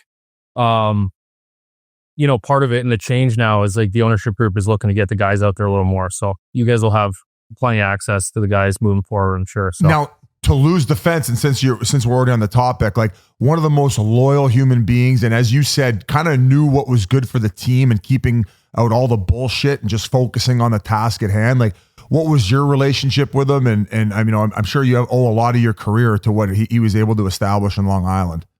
Yeah, well, when he first comes in, you never know, right? Like you see him from the outside and you think like, oh man, this guy is going to be real difficult. Like he's going to be in my face all the time. The rules are pretty simple. Like, he's got a couple little rules here and there. And then again, like his model for running a team is what it is. Like he did it since like, I think 1987, he started in September of 87. I was born in November of 87. So longer than I've been alive, he's been running teams. It's just the way he does it, man. You got to give the guy his flowers. He's been successful pretty well everywhere he goes. And so who the fuck am I for flying pigeon to challenge that guy at anything? So you follow the rules and things are great. You have I have a great relationship with him. He's a really great human being. He'll do anything for his players. And like, as a player, that's really all you can ask for. And we really, and on top of that, we didn't have to deal with a lot of the stuff that like a lot of guys deal with. We didn't do appearances during the year. Like we played hockey, we went home to our families and we lived our lives. And as long as you were a good guy, good human being, and a good teammate, like you were fine. So I love going back to the beginning. I mean, now you made over 37 million playing, but talk about as a youngster, right? From Welland, you're 2 years younger than Biz. When did you first kind of meet him or experience the whole Biz nasty effect? Oh, God. So I actually don't remember the first time I met him, but I remember meeting him when he was like square, skinny, afroed out. Yeah. Like, you know what I mean? Zero like, I don't kills. know. You guys didn't know him back then, but like he was as square can be. Like Biz, you remember you drove me to the bar the first time I ever went? I was maybe 14 or 15. I was playing junior B, and you were driving your mom's minivan. We went out to Port D. He charged you for gas. I got into the mansion with tarts, and we were vibing. But Biz actually grew up like his backyard backs up to my wife's backyard. So she's known him longer than I have. Yeah, Cassie. Yeah, but we really like kind of like when we both went to junior. Probably we started training together at Jay McLean's like way back in the day. Is when I really first met him, and then he had a couple years in Wheeling where he was like a wild card, and then when he made the show, and then I made the show kind of around the same time, we started hanging out in the summer, and we had a couple good summers together. And we were training together. When you first started with Minnesota and going back to calling you a bowling ball, you maybe were a little high in the body fat percentage, and they were trying to get you on this diet where you were essentially starving yourself, trying to lose weight and get in the gym and get in shape, NHL ready. Dude, I've always been fighting my weight. Like it's like, well, you're in one now because there's no more hockey.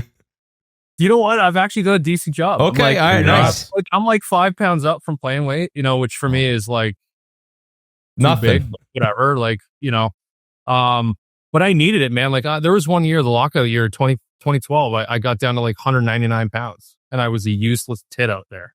It was like fucking, I was trying to run into guys and they're all bigger than me. And I was like, this sucks. Like I hated it. So, I hovered around like 210, 215, maybe 220. I did play World Championships. I was closer to 240, but like, it is what it is. I can, I got the legs for it. I can handle it. So it was always fine. Now, and going from junior, like you look at your stats, your last year, you're well over a point a game. And then, I hated playing against you. Like you come into the league. What was that point where you were like, okay, I'm not going to be a point per game guy. I'm going to just make everybody on this ice's life miserable. And I'm going to do it for 1,000 more games. Yeah, I don't know. I don't know. I get that question a lot. And honestly, I'm kind of just an annoying human being by nature. Like I'm very competitive and, I knew my path wasn't going to be fighting everybody. Like, that's just not it for me. I'm 5'10". Could I Cam Jansen myself through it? Like, then I'd probably get a couple hundred games and I'd probably get my face kicked in a bunch of times. I was more just going out there to be really annoying. Like, I mean, as annoying as possible. And you guys, I'm sure know. But it was just like, I was really good at hitting and I always was. And so my thing was, and I told the guys this, is that I was good at it. I didn't do anything really that dirty ever. No. I never got suspended. So it didn't really, I had no like pressure from like anybody to really have to like fight guys I had no business fighting. And there's one time in my career where I don't even think it was dirty, but I cross-checked some kid on the Edmonton Oilers and Jujar Kara asked me to fight and I fought him because I was like, okay, it's maybe borderline dirty. I should answer the bell. Sure. I go drop the gloves. I lose the fight, whatever, it is what it is. Guy's a fucking monster. I tried to Superman punch him actually, and I missed. Which fucking, I was like, oh, fuck.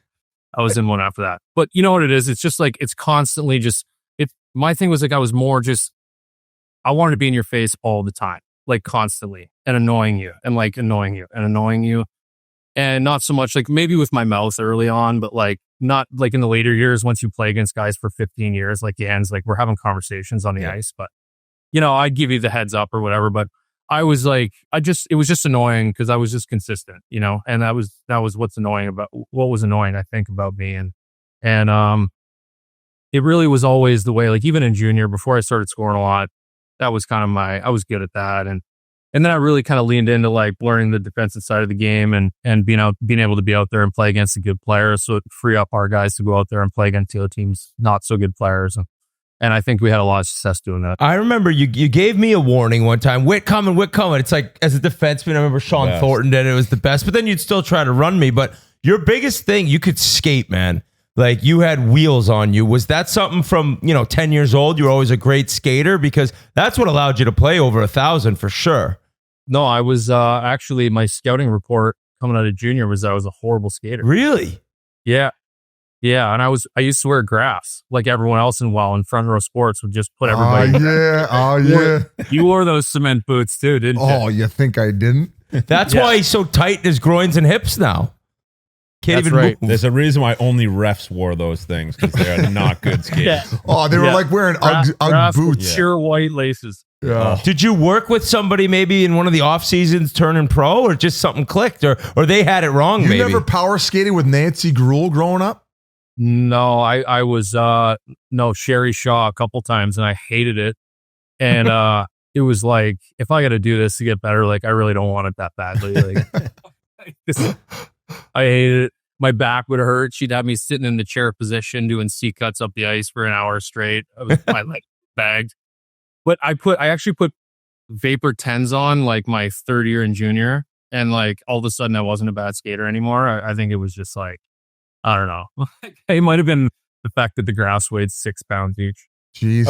I was wearing ankle weights the whole time, but no, I was fine, and I did get myself in a pretty good shape. Like my body kind of rounded out, my legs got strong, and I was able to start carrying the weight. Because like in junior, I went from like my first year junior, I showed up at like 155, and then by the start of my second year, I was 205. So it was like, it was a lot of weight to put on, and I kind of got strong in the process. So and then I went to 225, and that was a little much. But going back, right? Like I think your second or maybe third year junior, you met and played with, I think, a 14, maybe 15-year-old John Tavares. And it's funny, you guys end up, being teammates again later on, but right away, it was just that evident, like this guy is that good. Yeah, I think he had like 35 or 40 when he was 14. Like he was 14. His birthday's in like late September. So when he showed up to camp, he was like 14. And so it was like, and I think I was like my third year. So I would have been 17, turning 18. I got a late birthday too. So I became his kind of like driver to school, sort of chaperone. But again, like he was so quiet, man. Like they were grooming this kid to be like Sidney Crosby, media ready. Like he couldn't do anything. All eyeballs were on him. But then he would go out on the ice and like he's incredible. Like what is he now? 35. He scored 40 almost last year. Like he's just so solid on his skates. He's got such a unique game. I think people don't give him enough credit for that. And then as a 15 turning 16-year-old, he scored 75 goals. Like I played on his line for most of that year. It was like ridiculous. Like, I mean, he's the first guy I've ever seen score more than one wraparound goal in a year. He scored like 10 of them. And I was like, what? I was also kind of like, I'm in the slot here, bud. Like, yeah, round the net and find me, buddy. I think you're going to be fine. Like, why don't you give me a couple extra cookies here? But no, it was great, man. He was just so young. He was so young, like so timid and young, but he took a lot of shit and he battled through it, and he's a gamer, man. He's and he loves hockey. I'll tell you, he loves hockey more than you can imagine. Probably one of the first wave of guys, like this younger wave of guys who are just obsessed with the game. And I'm sure you guys noticed talking to him, playing with him. That's like all they do, and I wasn't that way. Like I wanted to play the game and go home, have a couple of beers and like shut down, but these guys are all in, man. Like the McKinnons and McDavids of the world are just like all hockey all the time.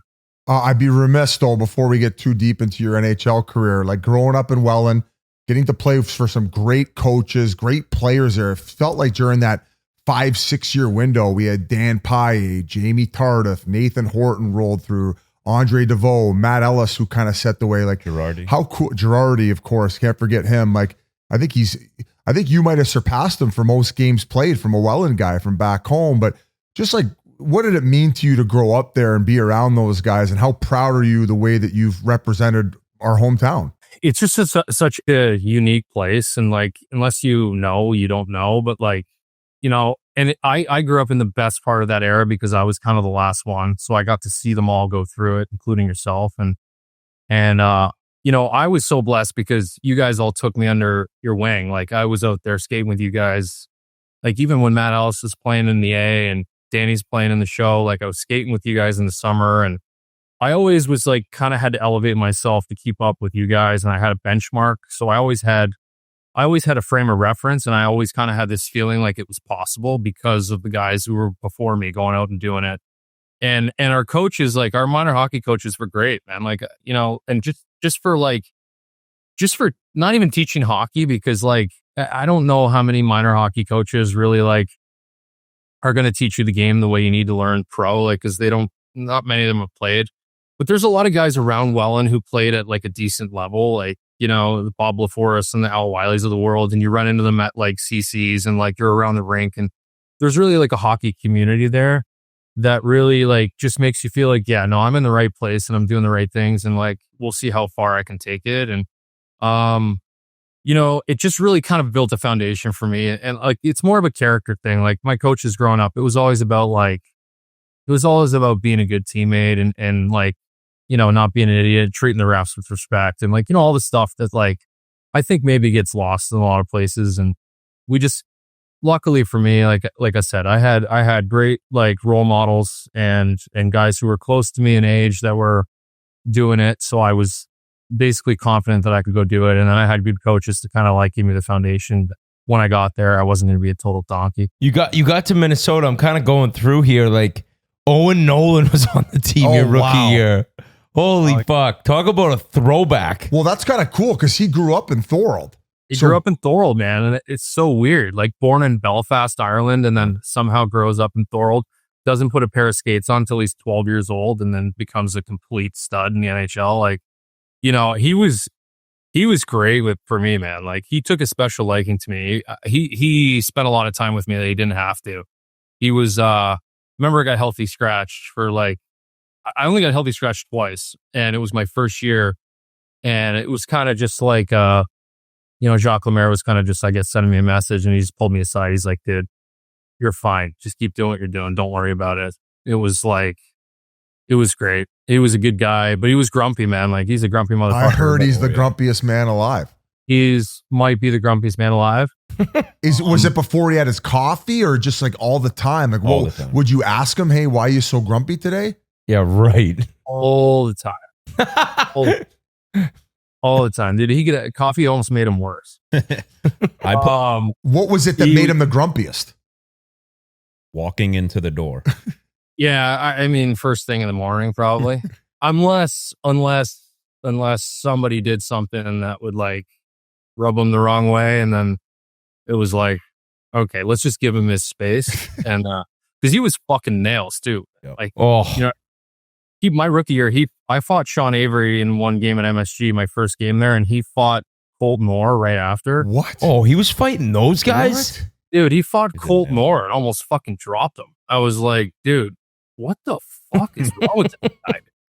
He's great. Like, he's nails, man. Like, you know, and then we're in the room after because we both get sent off like less than 5 minutes in the period. And he's like in there afterwards, like giving me the tutorial on like grab and twist and like tuck your chin. It was crazy, man. That's crazy. Awesome. I played with him in Phoenix, and he invited me out one night, and I'm like, oh, finally I'm in with this guy. Like, Buster likes me. We have a great night. He had his cousins in from Ireland. The next morning, I'm like, hey, what's up, Buster? Didn't say a word to me. It's Dave. Nothing. How about this story? This is a crazy story. So I'm at Brett Brown's Super Bowl party.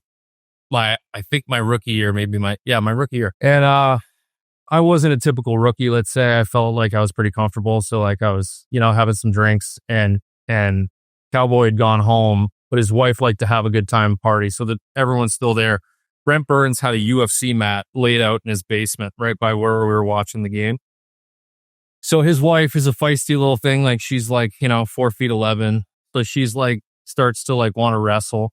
So I'm like fake sparring her from a distance, and she like tries to kick me, and I'm like, hey, don't do that. Like, and I try and kick her. She grabs my leg. I'm like, don't do that. I'm like, she's like, why? I'm like, I'll jump and roundhouse kick you. She goes, yeah, right. I kick her again, like play kicker. She grabs my leg. I jump and roundhouse kick her and actually catch her in the chin, drop her. I dropped her. Cut her mouth open, like she's bleeding.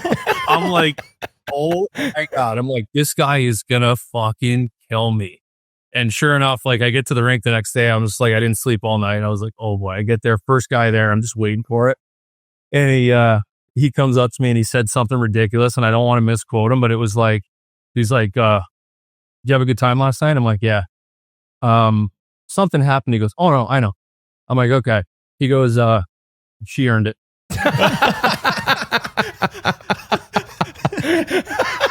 Oh no. You thought he'd be snapping. I thought he was going to lose his mind. He's just like, he said something like, play stupid games, win stupid prizes, something like that. You know what I mean? Fuck. I was just like, I couldn't believe it. I was just like, oh my God, this is insane.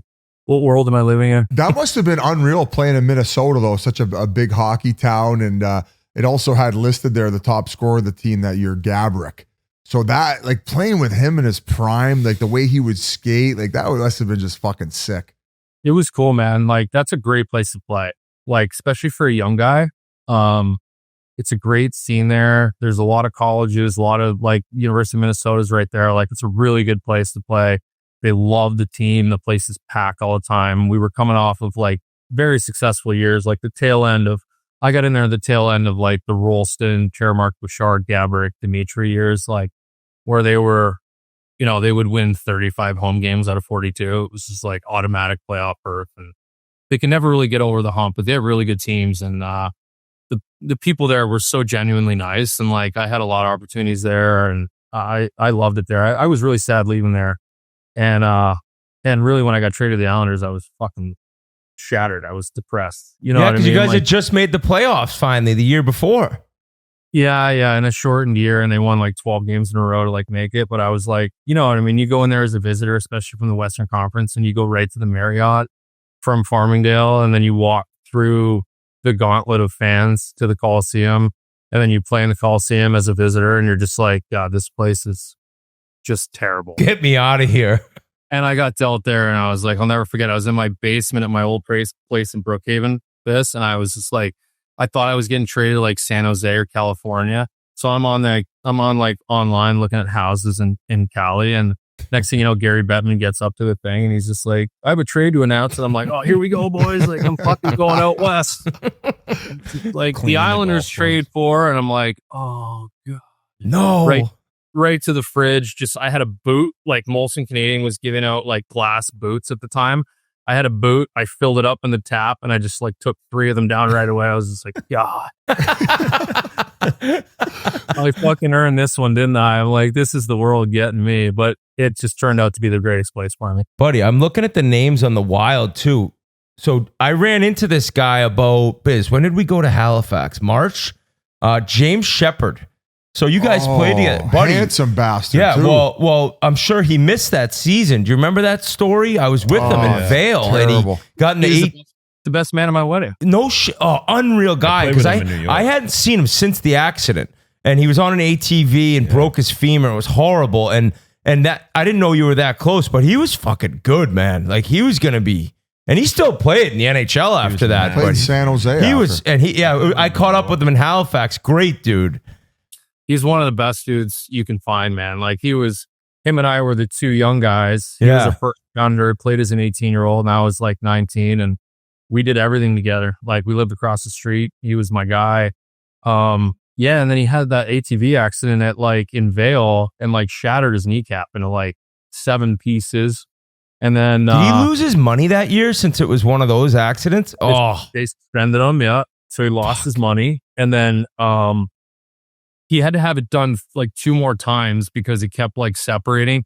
I guess they put like a wire through it all and like circle it and bring it all back together. And then the wire like came loose. So he went back in like 2-3 times. He missed like 2 full years.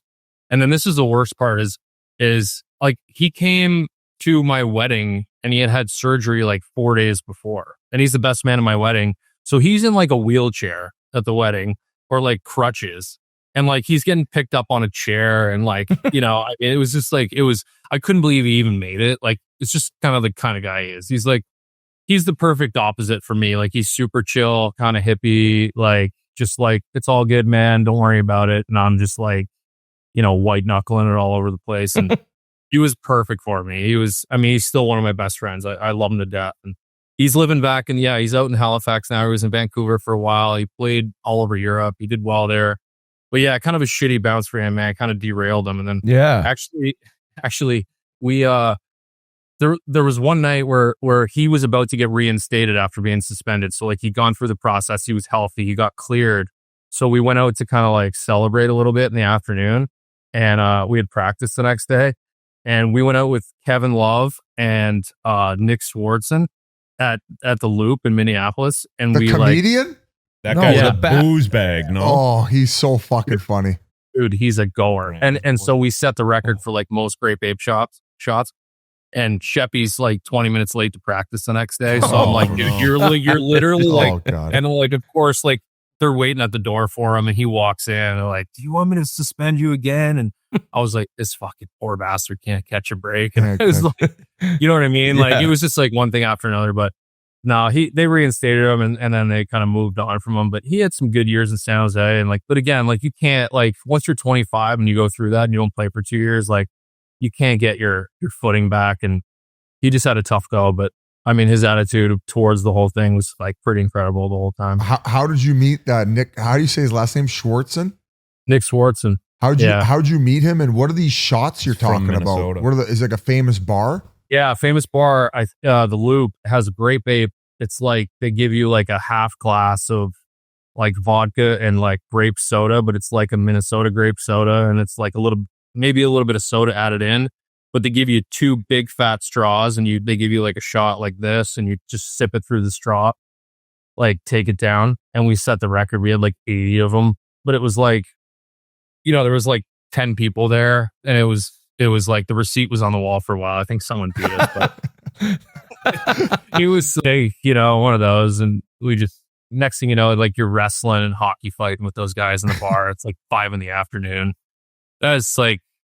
That's a long time ago. That's the way we used to do things. What was the trade when you did get dealt? Who did they? Need a rider. No shit, that was the deal in a third, right? Yeah.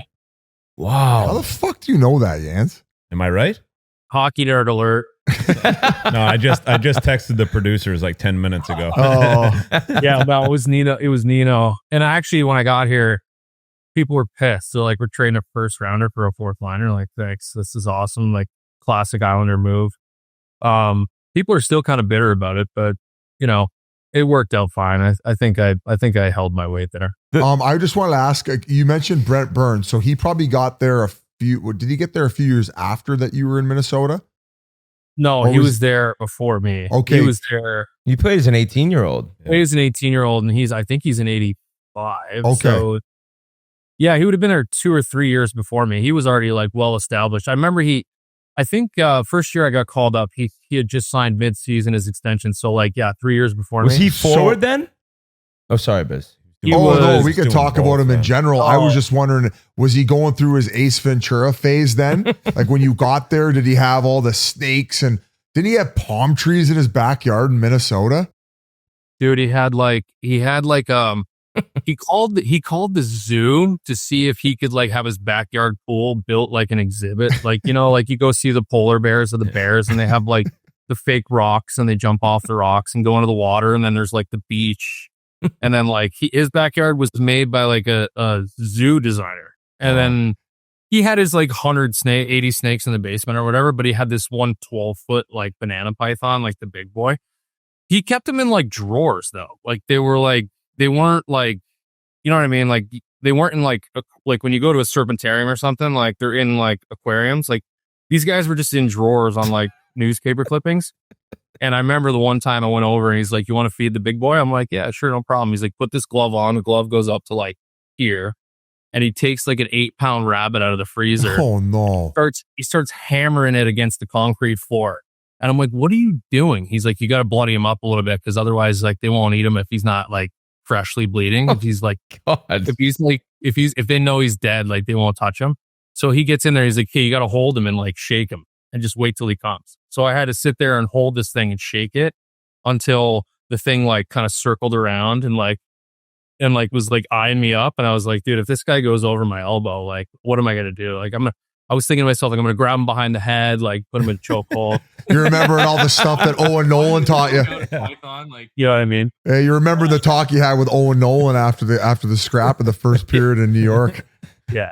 He grabbed on that thing and like took it down, and he's like, "Yeah, no, he's good for 3 weeks to a month. I'll feed him next month. He's good." Oh, Jesus. That thing got out one day, and they found it 3 days later wrapped around the hot water heater. Jesus. Did he have kids then? Yeah, he had 2 young kids. Yeah. Oh my God. What else did he have other than snakes? Any other exotic pets? Yeah, he had like a bearded dragon that was like like the small version of like a Komodo dragon. It was like, and he told me, he's like, "Of all the ones I have, that's the one that really kind of scares me the most, because he's so fast and so vicious." But he was like probably like, this big.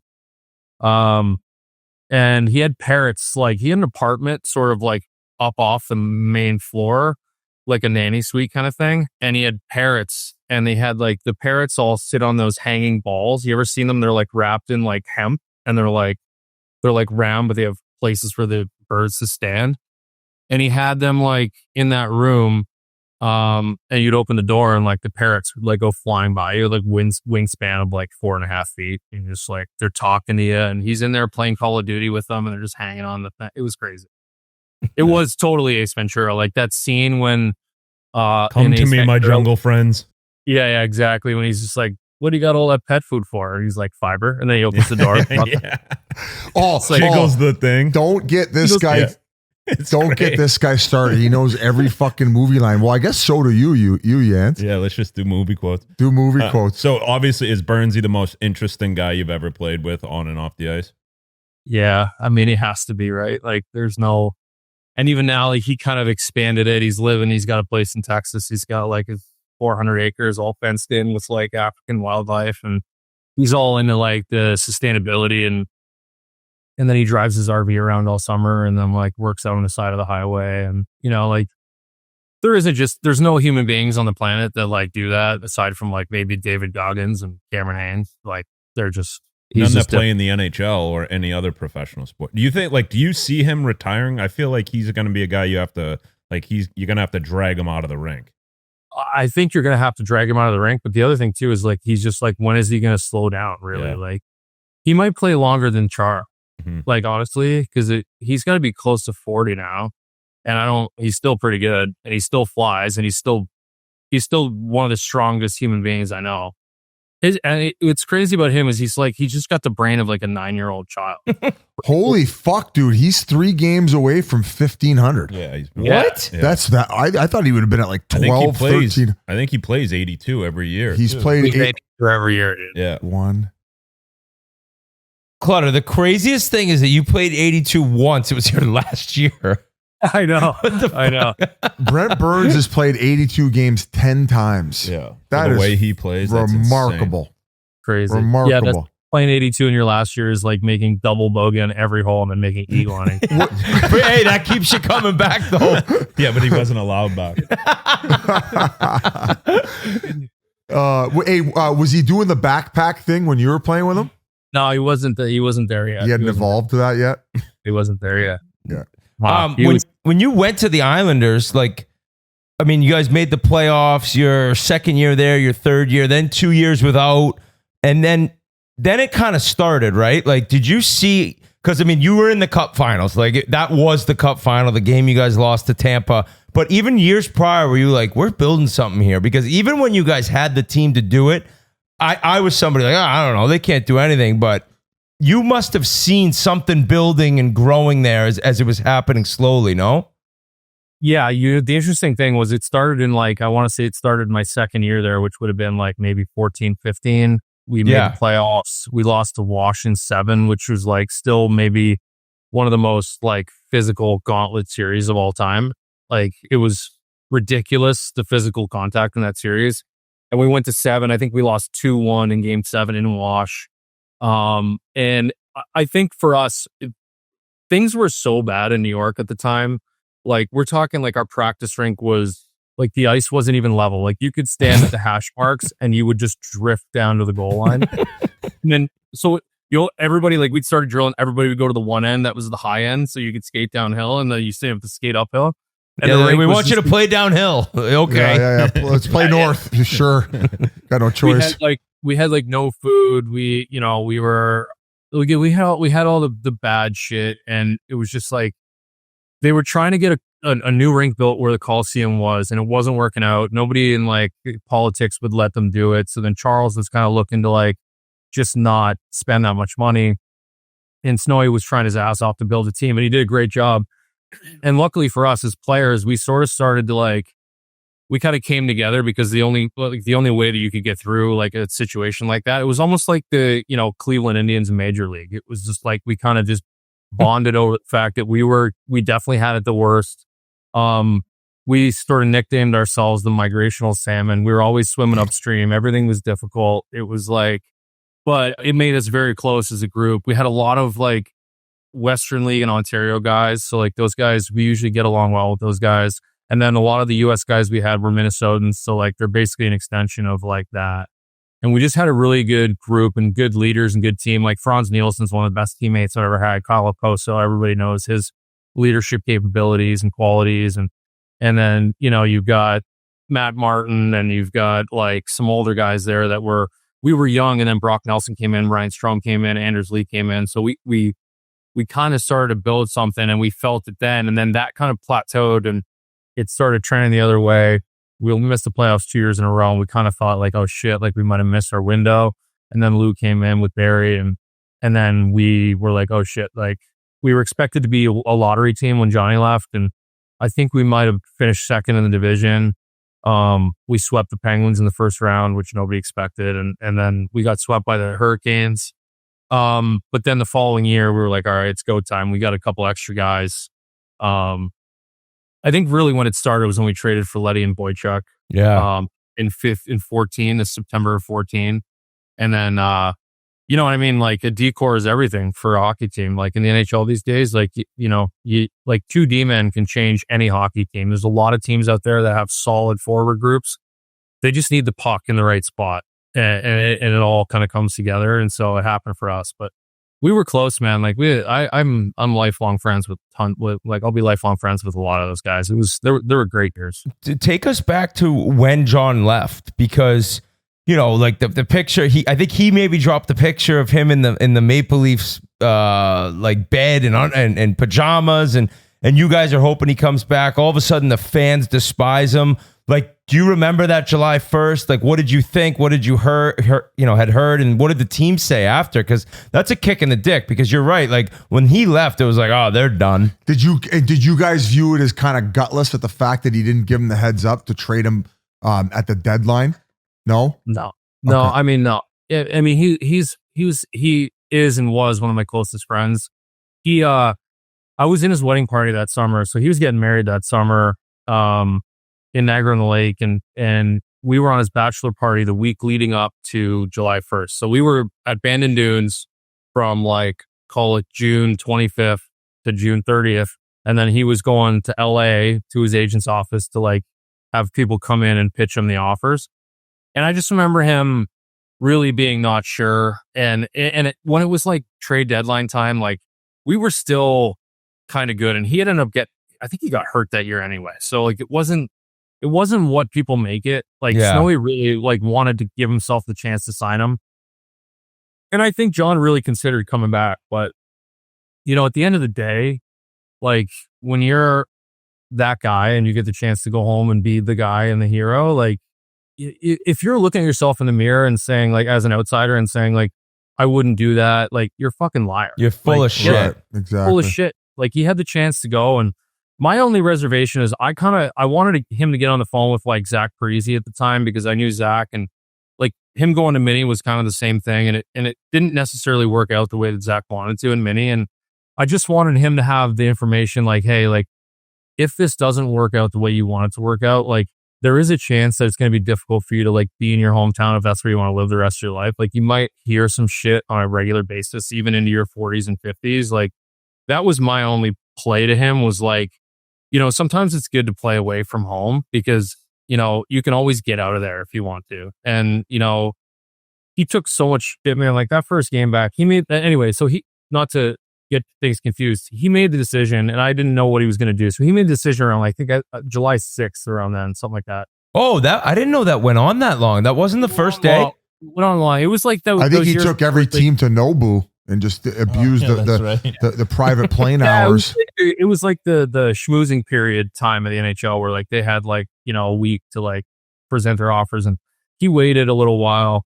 But I think right around maybe it was 4th of July, but he made an announcement, I think, on his Instagram page or whatever, and they announced it, and people on Long Island went crazy. And quite frankly, I wasn't surprised. Like when I knew, like when he wasn't like all in on staying, I kind of knew something was up, and I just didn't know where he was going to go. But, you know, it ended up being good for him, and it ended up being really great for us. Like, I mean, after that, Brock Nelson just turned into an absolute horse stud.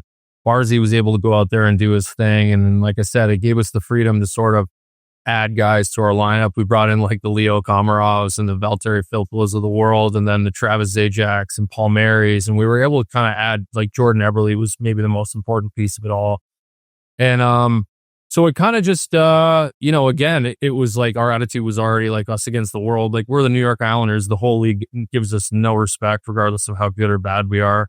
Even when we were good and went to the conference final the year before, we come back the next year, it's just like this team can't repeat. Yep. Ended up doing it. We were all like, all right, you guys are fucking dumb, but it is what it is. And it just worked out the way it worked out. And I never was even like, I never held a grudge. It's like it's the guys, he earned that decision. Like, it's his decision to make.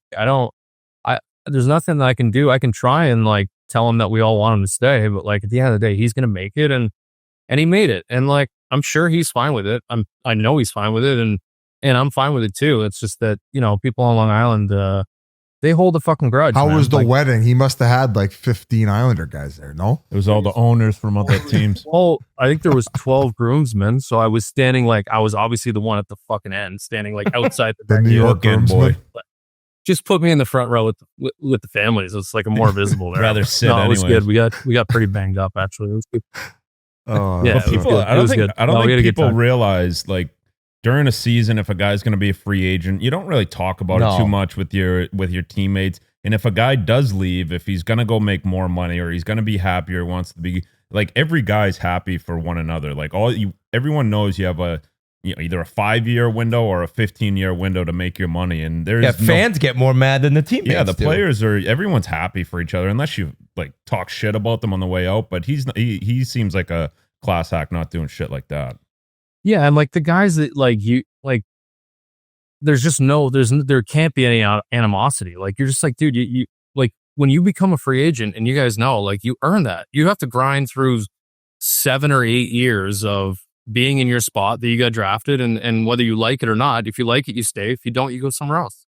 And like, he had an opportunity you can't turn down. Like, they were up and coming. They had all the tools. They had everything they needed. Like, I just could never blame them. But, I mean, people on Long Island took it very personally. Like, I think my favorite thing was right before he came back to play that first game. Do you guys ever watch a video of that first game? Yeah, they were throwing snakes at him. They were selling snakes at the game. It was Brett Burns. Oh, no shit. The easiest game I've ever seen. And we beat them like 7-1. And it was like shit pumping.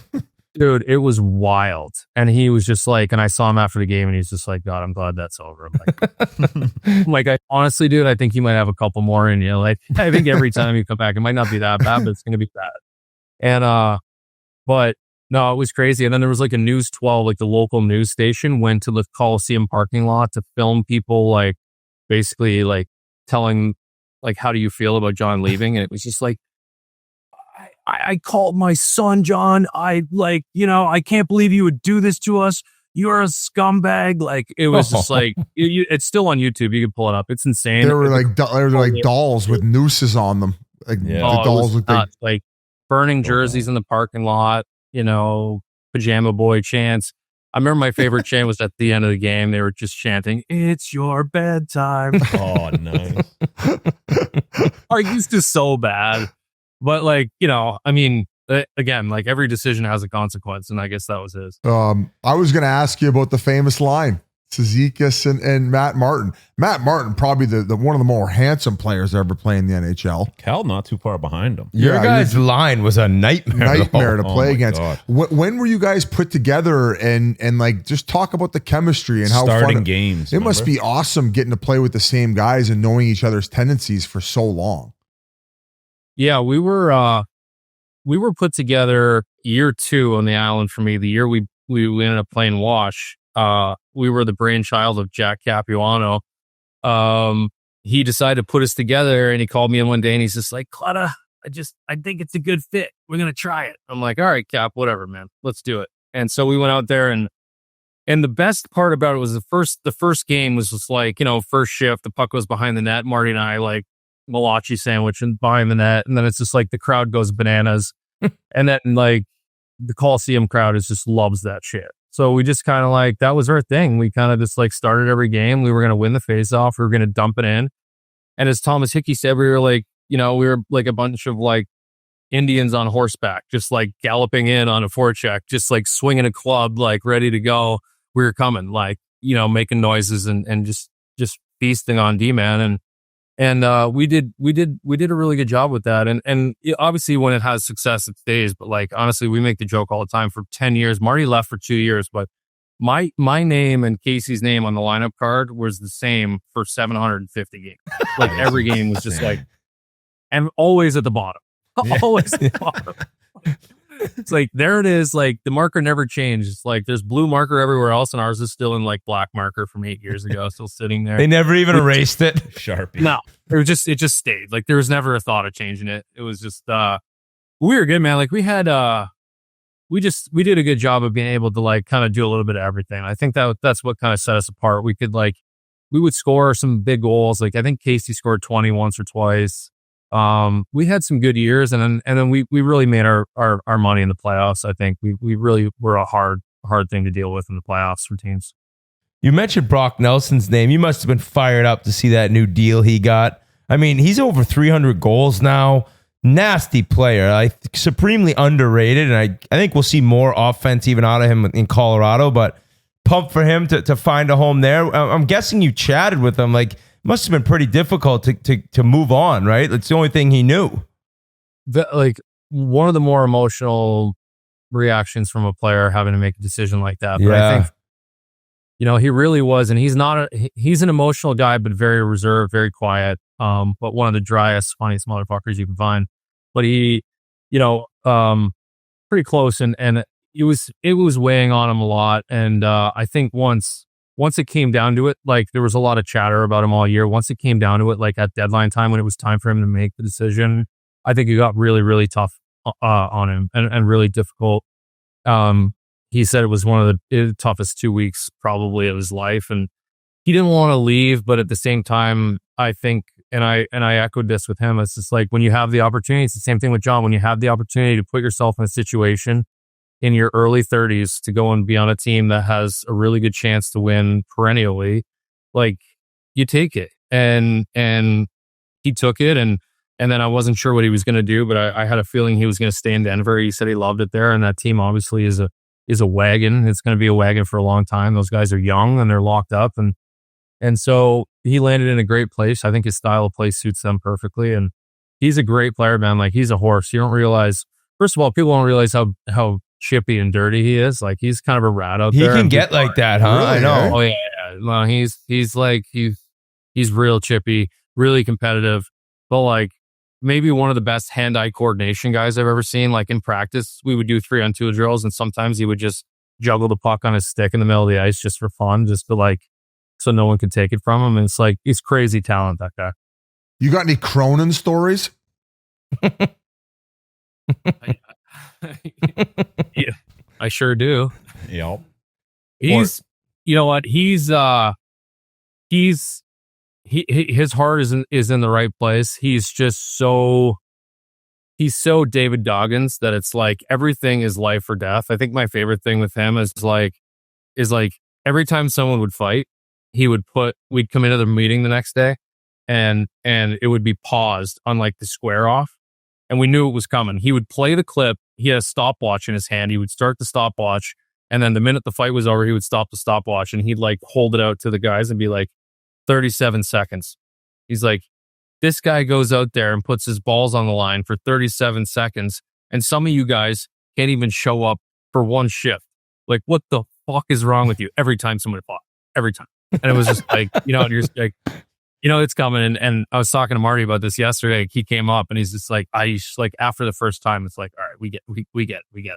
But he's so intense. He was actually good for us. His Cappy was our head coach, but Crow really kind of like gave us the hardo sort of like side of things. And he would have the hard meetings and he would have like the best one-liners, like take the sandpaper out of your vagina and like jerking off with sandpaper and like, I'll nail my dick to a burning log if Nick Leddy goes out there and hits somebody. Like, you know what I mean? He would say that in a pregame meeting? Oh, yeah. Nail my dick to a burning log. You can do that? I mean, I like to get freaky, but nailing your dick to a burning log, that's fucking Yeah, crazy. but if Leddy threw a hit, man, fuck, I get him going. Holy shit. Wow. Add it to the spank bank. So over the top. Clutter, you're such a hockey lifer. Like, what's next for you, buddy? Like, you think you'll be in management, scouting, coaching? Or have you not? I mean, it's. I think it makes a lot of sense. Take that 1 year, figure it all out. Or are you not even sure yet? Well, preparing for a Sandbaggers one. Yeah, you might play on the fucking senior tour. Dude. Yeah, would you maybe join my ball hockey team to beat the wheels out of the Boston Stranglers? He's just going to play in alumni games. He had 7 goals in the alumni game last year. They were chanting his name. Yeah. Yeah. Well, I show up there and the Rangers trot out their entire roster from 15, 16. And I'm like sitting there next to like Eric Cairns and Benny Hogan. I'm like, all right, boys, we're going to have to show up today. Like, we don't want to get embarrassed out here. Where's Zekas? That was fun. No, I mean, honestly, like, I don't know. The answer is I don't know. I did TV for MSG last year. I'm going to do more this year. I'll probably be full-time this year. So, you know, hopefully you'll get between the benches and do that for a little while. And, you know, as much of a hockey lifer I am, I'm not really a hockey lifer. Like I'm like, my sights are set on like playing golf and kind of hanging out at home and maybe trying something different. But I think once you get out there and try something different, you realize that like your life's experience is in a certain place and you try, like, we don't know anything else. No, nothing else. You have to go be ready to start over and like kind of like shovel shit for a couple of years. Yep. So I'm at the place where I'm like, I got the shovel in my hand and I'm staring at the pile and I'm just not sure if I'm going to start digging, you know? All right. Well, we got, and this isn't the last question, but I want to get this ad in. The Rollback last question. Use the code Chiclets at rollback.com for generous 20% off your first purchase through the end of this week. That's CHICLETS on RHOBACK.com. Amazing golf shirts. You would love this. They got gear. everything. 20% off polo shirts, swim trunks, and more with code Chiclets. I got to go back to the Islanders, and our producer just reminded us, what the hell were they doing trading Devon Taves? You must have been shocked when that happened. Not really. Really? Wow. Did you see him being this good? Is that kind of a surprise as well? Yes and no. I mean, again, like we were in a position where we had done really well and somebody had to go because the numbers just don't add up. So if you're looking at us in that year, like that might have been like 19. If you're looking at that team in that year, like, you know, the difference between him and I guess the only comparison is like Ryan Pulock is the only one. It's like either him or Pools goes. And Pooley was playing with Pelly and they were playing 23 minutes a game and they were shutting everyone down. So then you're sitting and Taser had a great start, great first year. And then his second year, I think that I think he had a little bit of like a sophomore, like he had an average year for him. So I think at the time it was just sort of like, we need to keep the kind of core guys intact, and they made a decision. And obviously, you know, you'd love to have both of those guys. I think that goes without saying, but, you know, hindsight's 2020, but maybe a little shocked, but at the time it was just like something needed to happen. We were just waiting to see what it was. And that happened to be what it was. And Taser's a great player, and again, he's gone to a great spot. And for teammates, like you're just happy for them when they land in a good spot, because it's sad to see those guys go, especially when you're in a tight knit group. But you know, he gets to play with Cal, and you know, he's the perfect guy for him because I think Taser knows exactly what his lane is. I don't think he tries to do too much. He lets Cal go and do it. He backs him up when he needs to. But he's a really good first pass guy. He skates extremely well. Got a sneaky little sifter from the point. Like he knows exactly what type of player he is, and that's why he's so successful in the league. I mean, that's really what it boils down to: is are you good enough, and do you know who you are, and are you going to be able to do it every night? Fuck, it sounds like you should be like in management. That's why I asked it. Yeah, he sounds like you should be.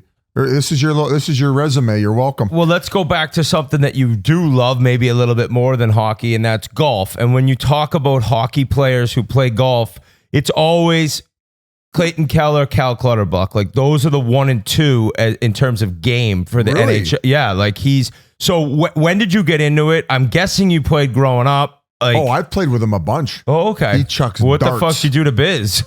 I was. Have you seen Biz's backswing? Trust me, I've watched all the videos. I've seen it. I don't know, like we got to get him a treatment guy. Like that's dude, the problem. his shoulder turn is like, Yeah. He can't move, dude. And all he does is work out. Zero athleticism. All those fucking splinters in my ass. him and Marty are the same, dude. They're both just jacked in the gym all the time, and they go to swing a golf club, and like it's just like You talk about like shoulder rotation. He's like, what the fuck? I gave a girl my shoulder I got an last ass night. like a showing machine, though. when you swing a drive, you're like you're hitting a 40-yard pitch shot. Keep Just going. turn Keep the going, body, Klutz. man. Like, you know what I mean? Like, it's all in the hips. Just watch Happy Gilmore a couple times. It's all in the hips. He does hit his pre-roll, and then he'll be like pretty good after that. So there are ways we can get him a bigger turn. It just involves narcotics. Yeah. Yeah.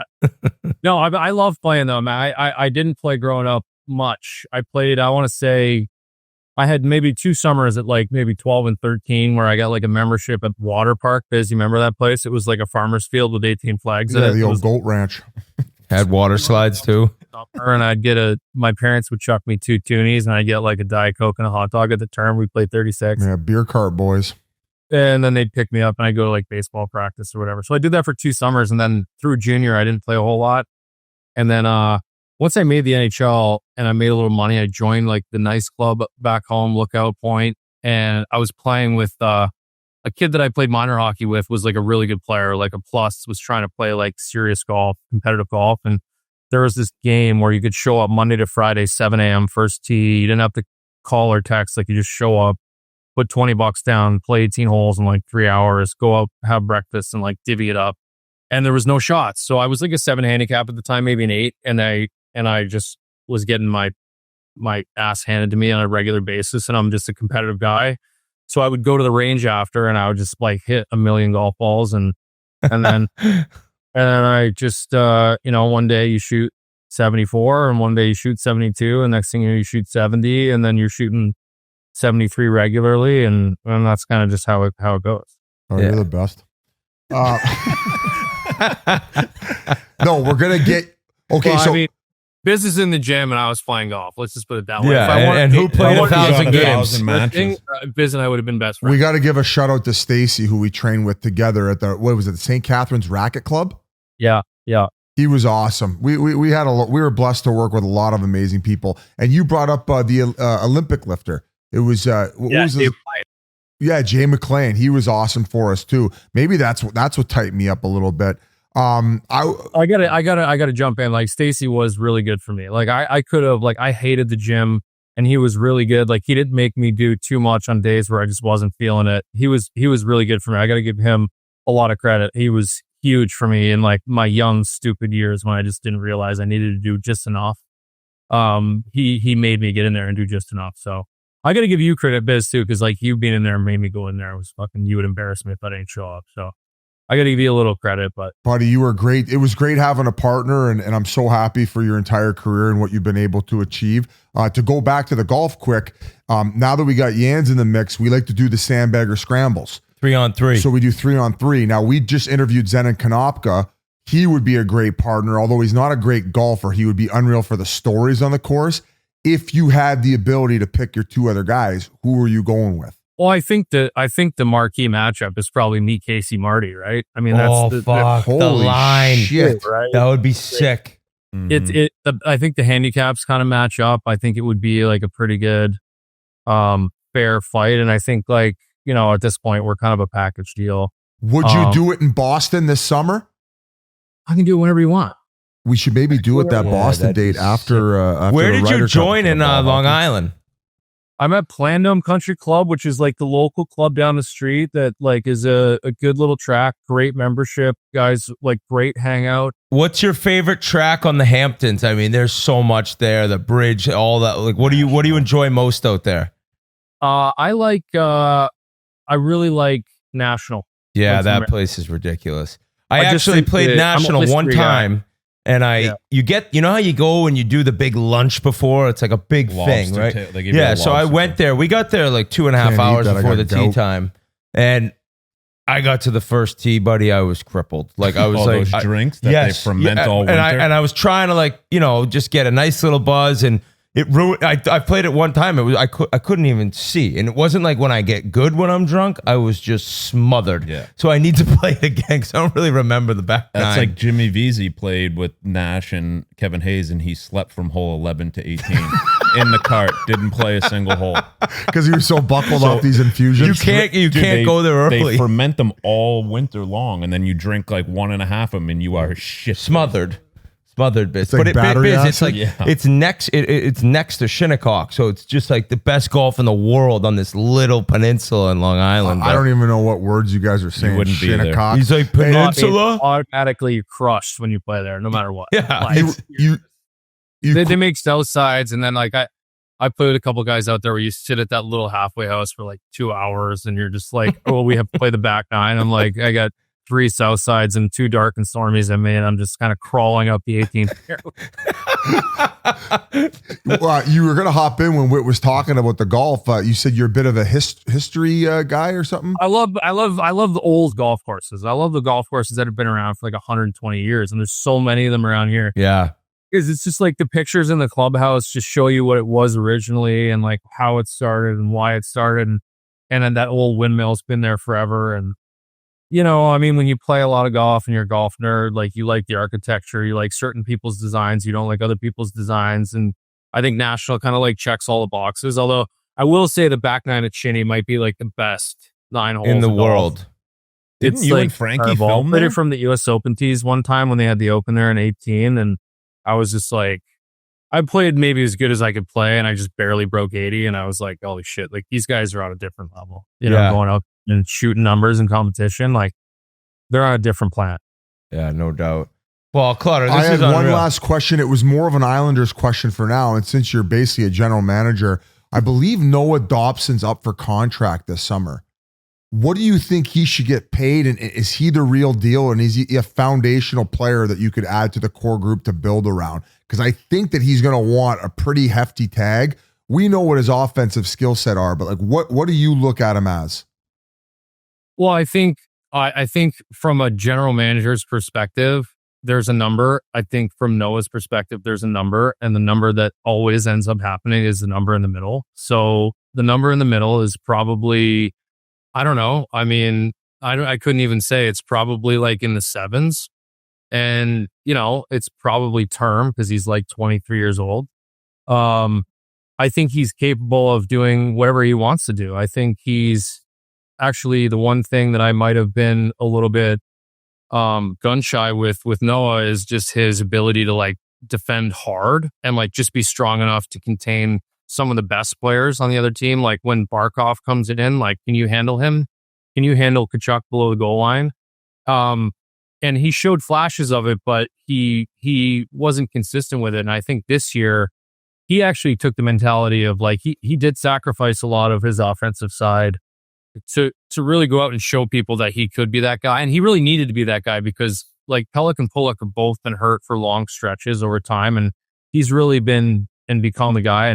And here's my indicator for him is that the more minutes he plays, the better he is. So like for any D-man, some D-men are great at 18 minutes, 15 minutes, 17 minutes. You put them up to 22 and you start to see the holes or the chink in the armor.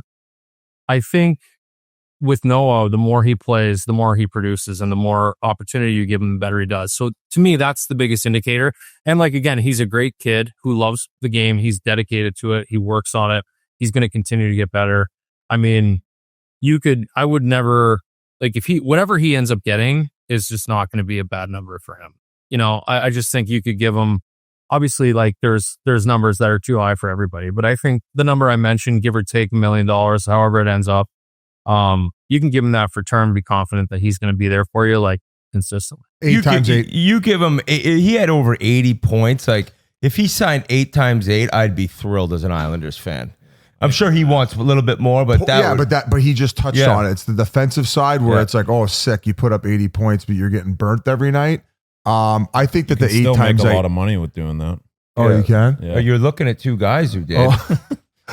Oh yeah, holy shit, a couple all-star jerseys. But you never fucking made 8. What are you talking about? Yeah, true. Different game now. All right, Clutter, you're a legend. Clutzer, you're a We're going to beauty. be in touch because we have like 4 days in Boston, and maybe you can call the the old line, Casey and Marty, get them going, and that would be a hell of a matchup. Yeah, I'd love to do it. I've been waiting to do it forever. I've been All texting right. Biz. I'll be get out there with you guys and slap it around. Biz may need to come off the wagon for that one. I would come off the wagon, but we'd have to ask Lou first. So thanks for joining.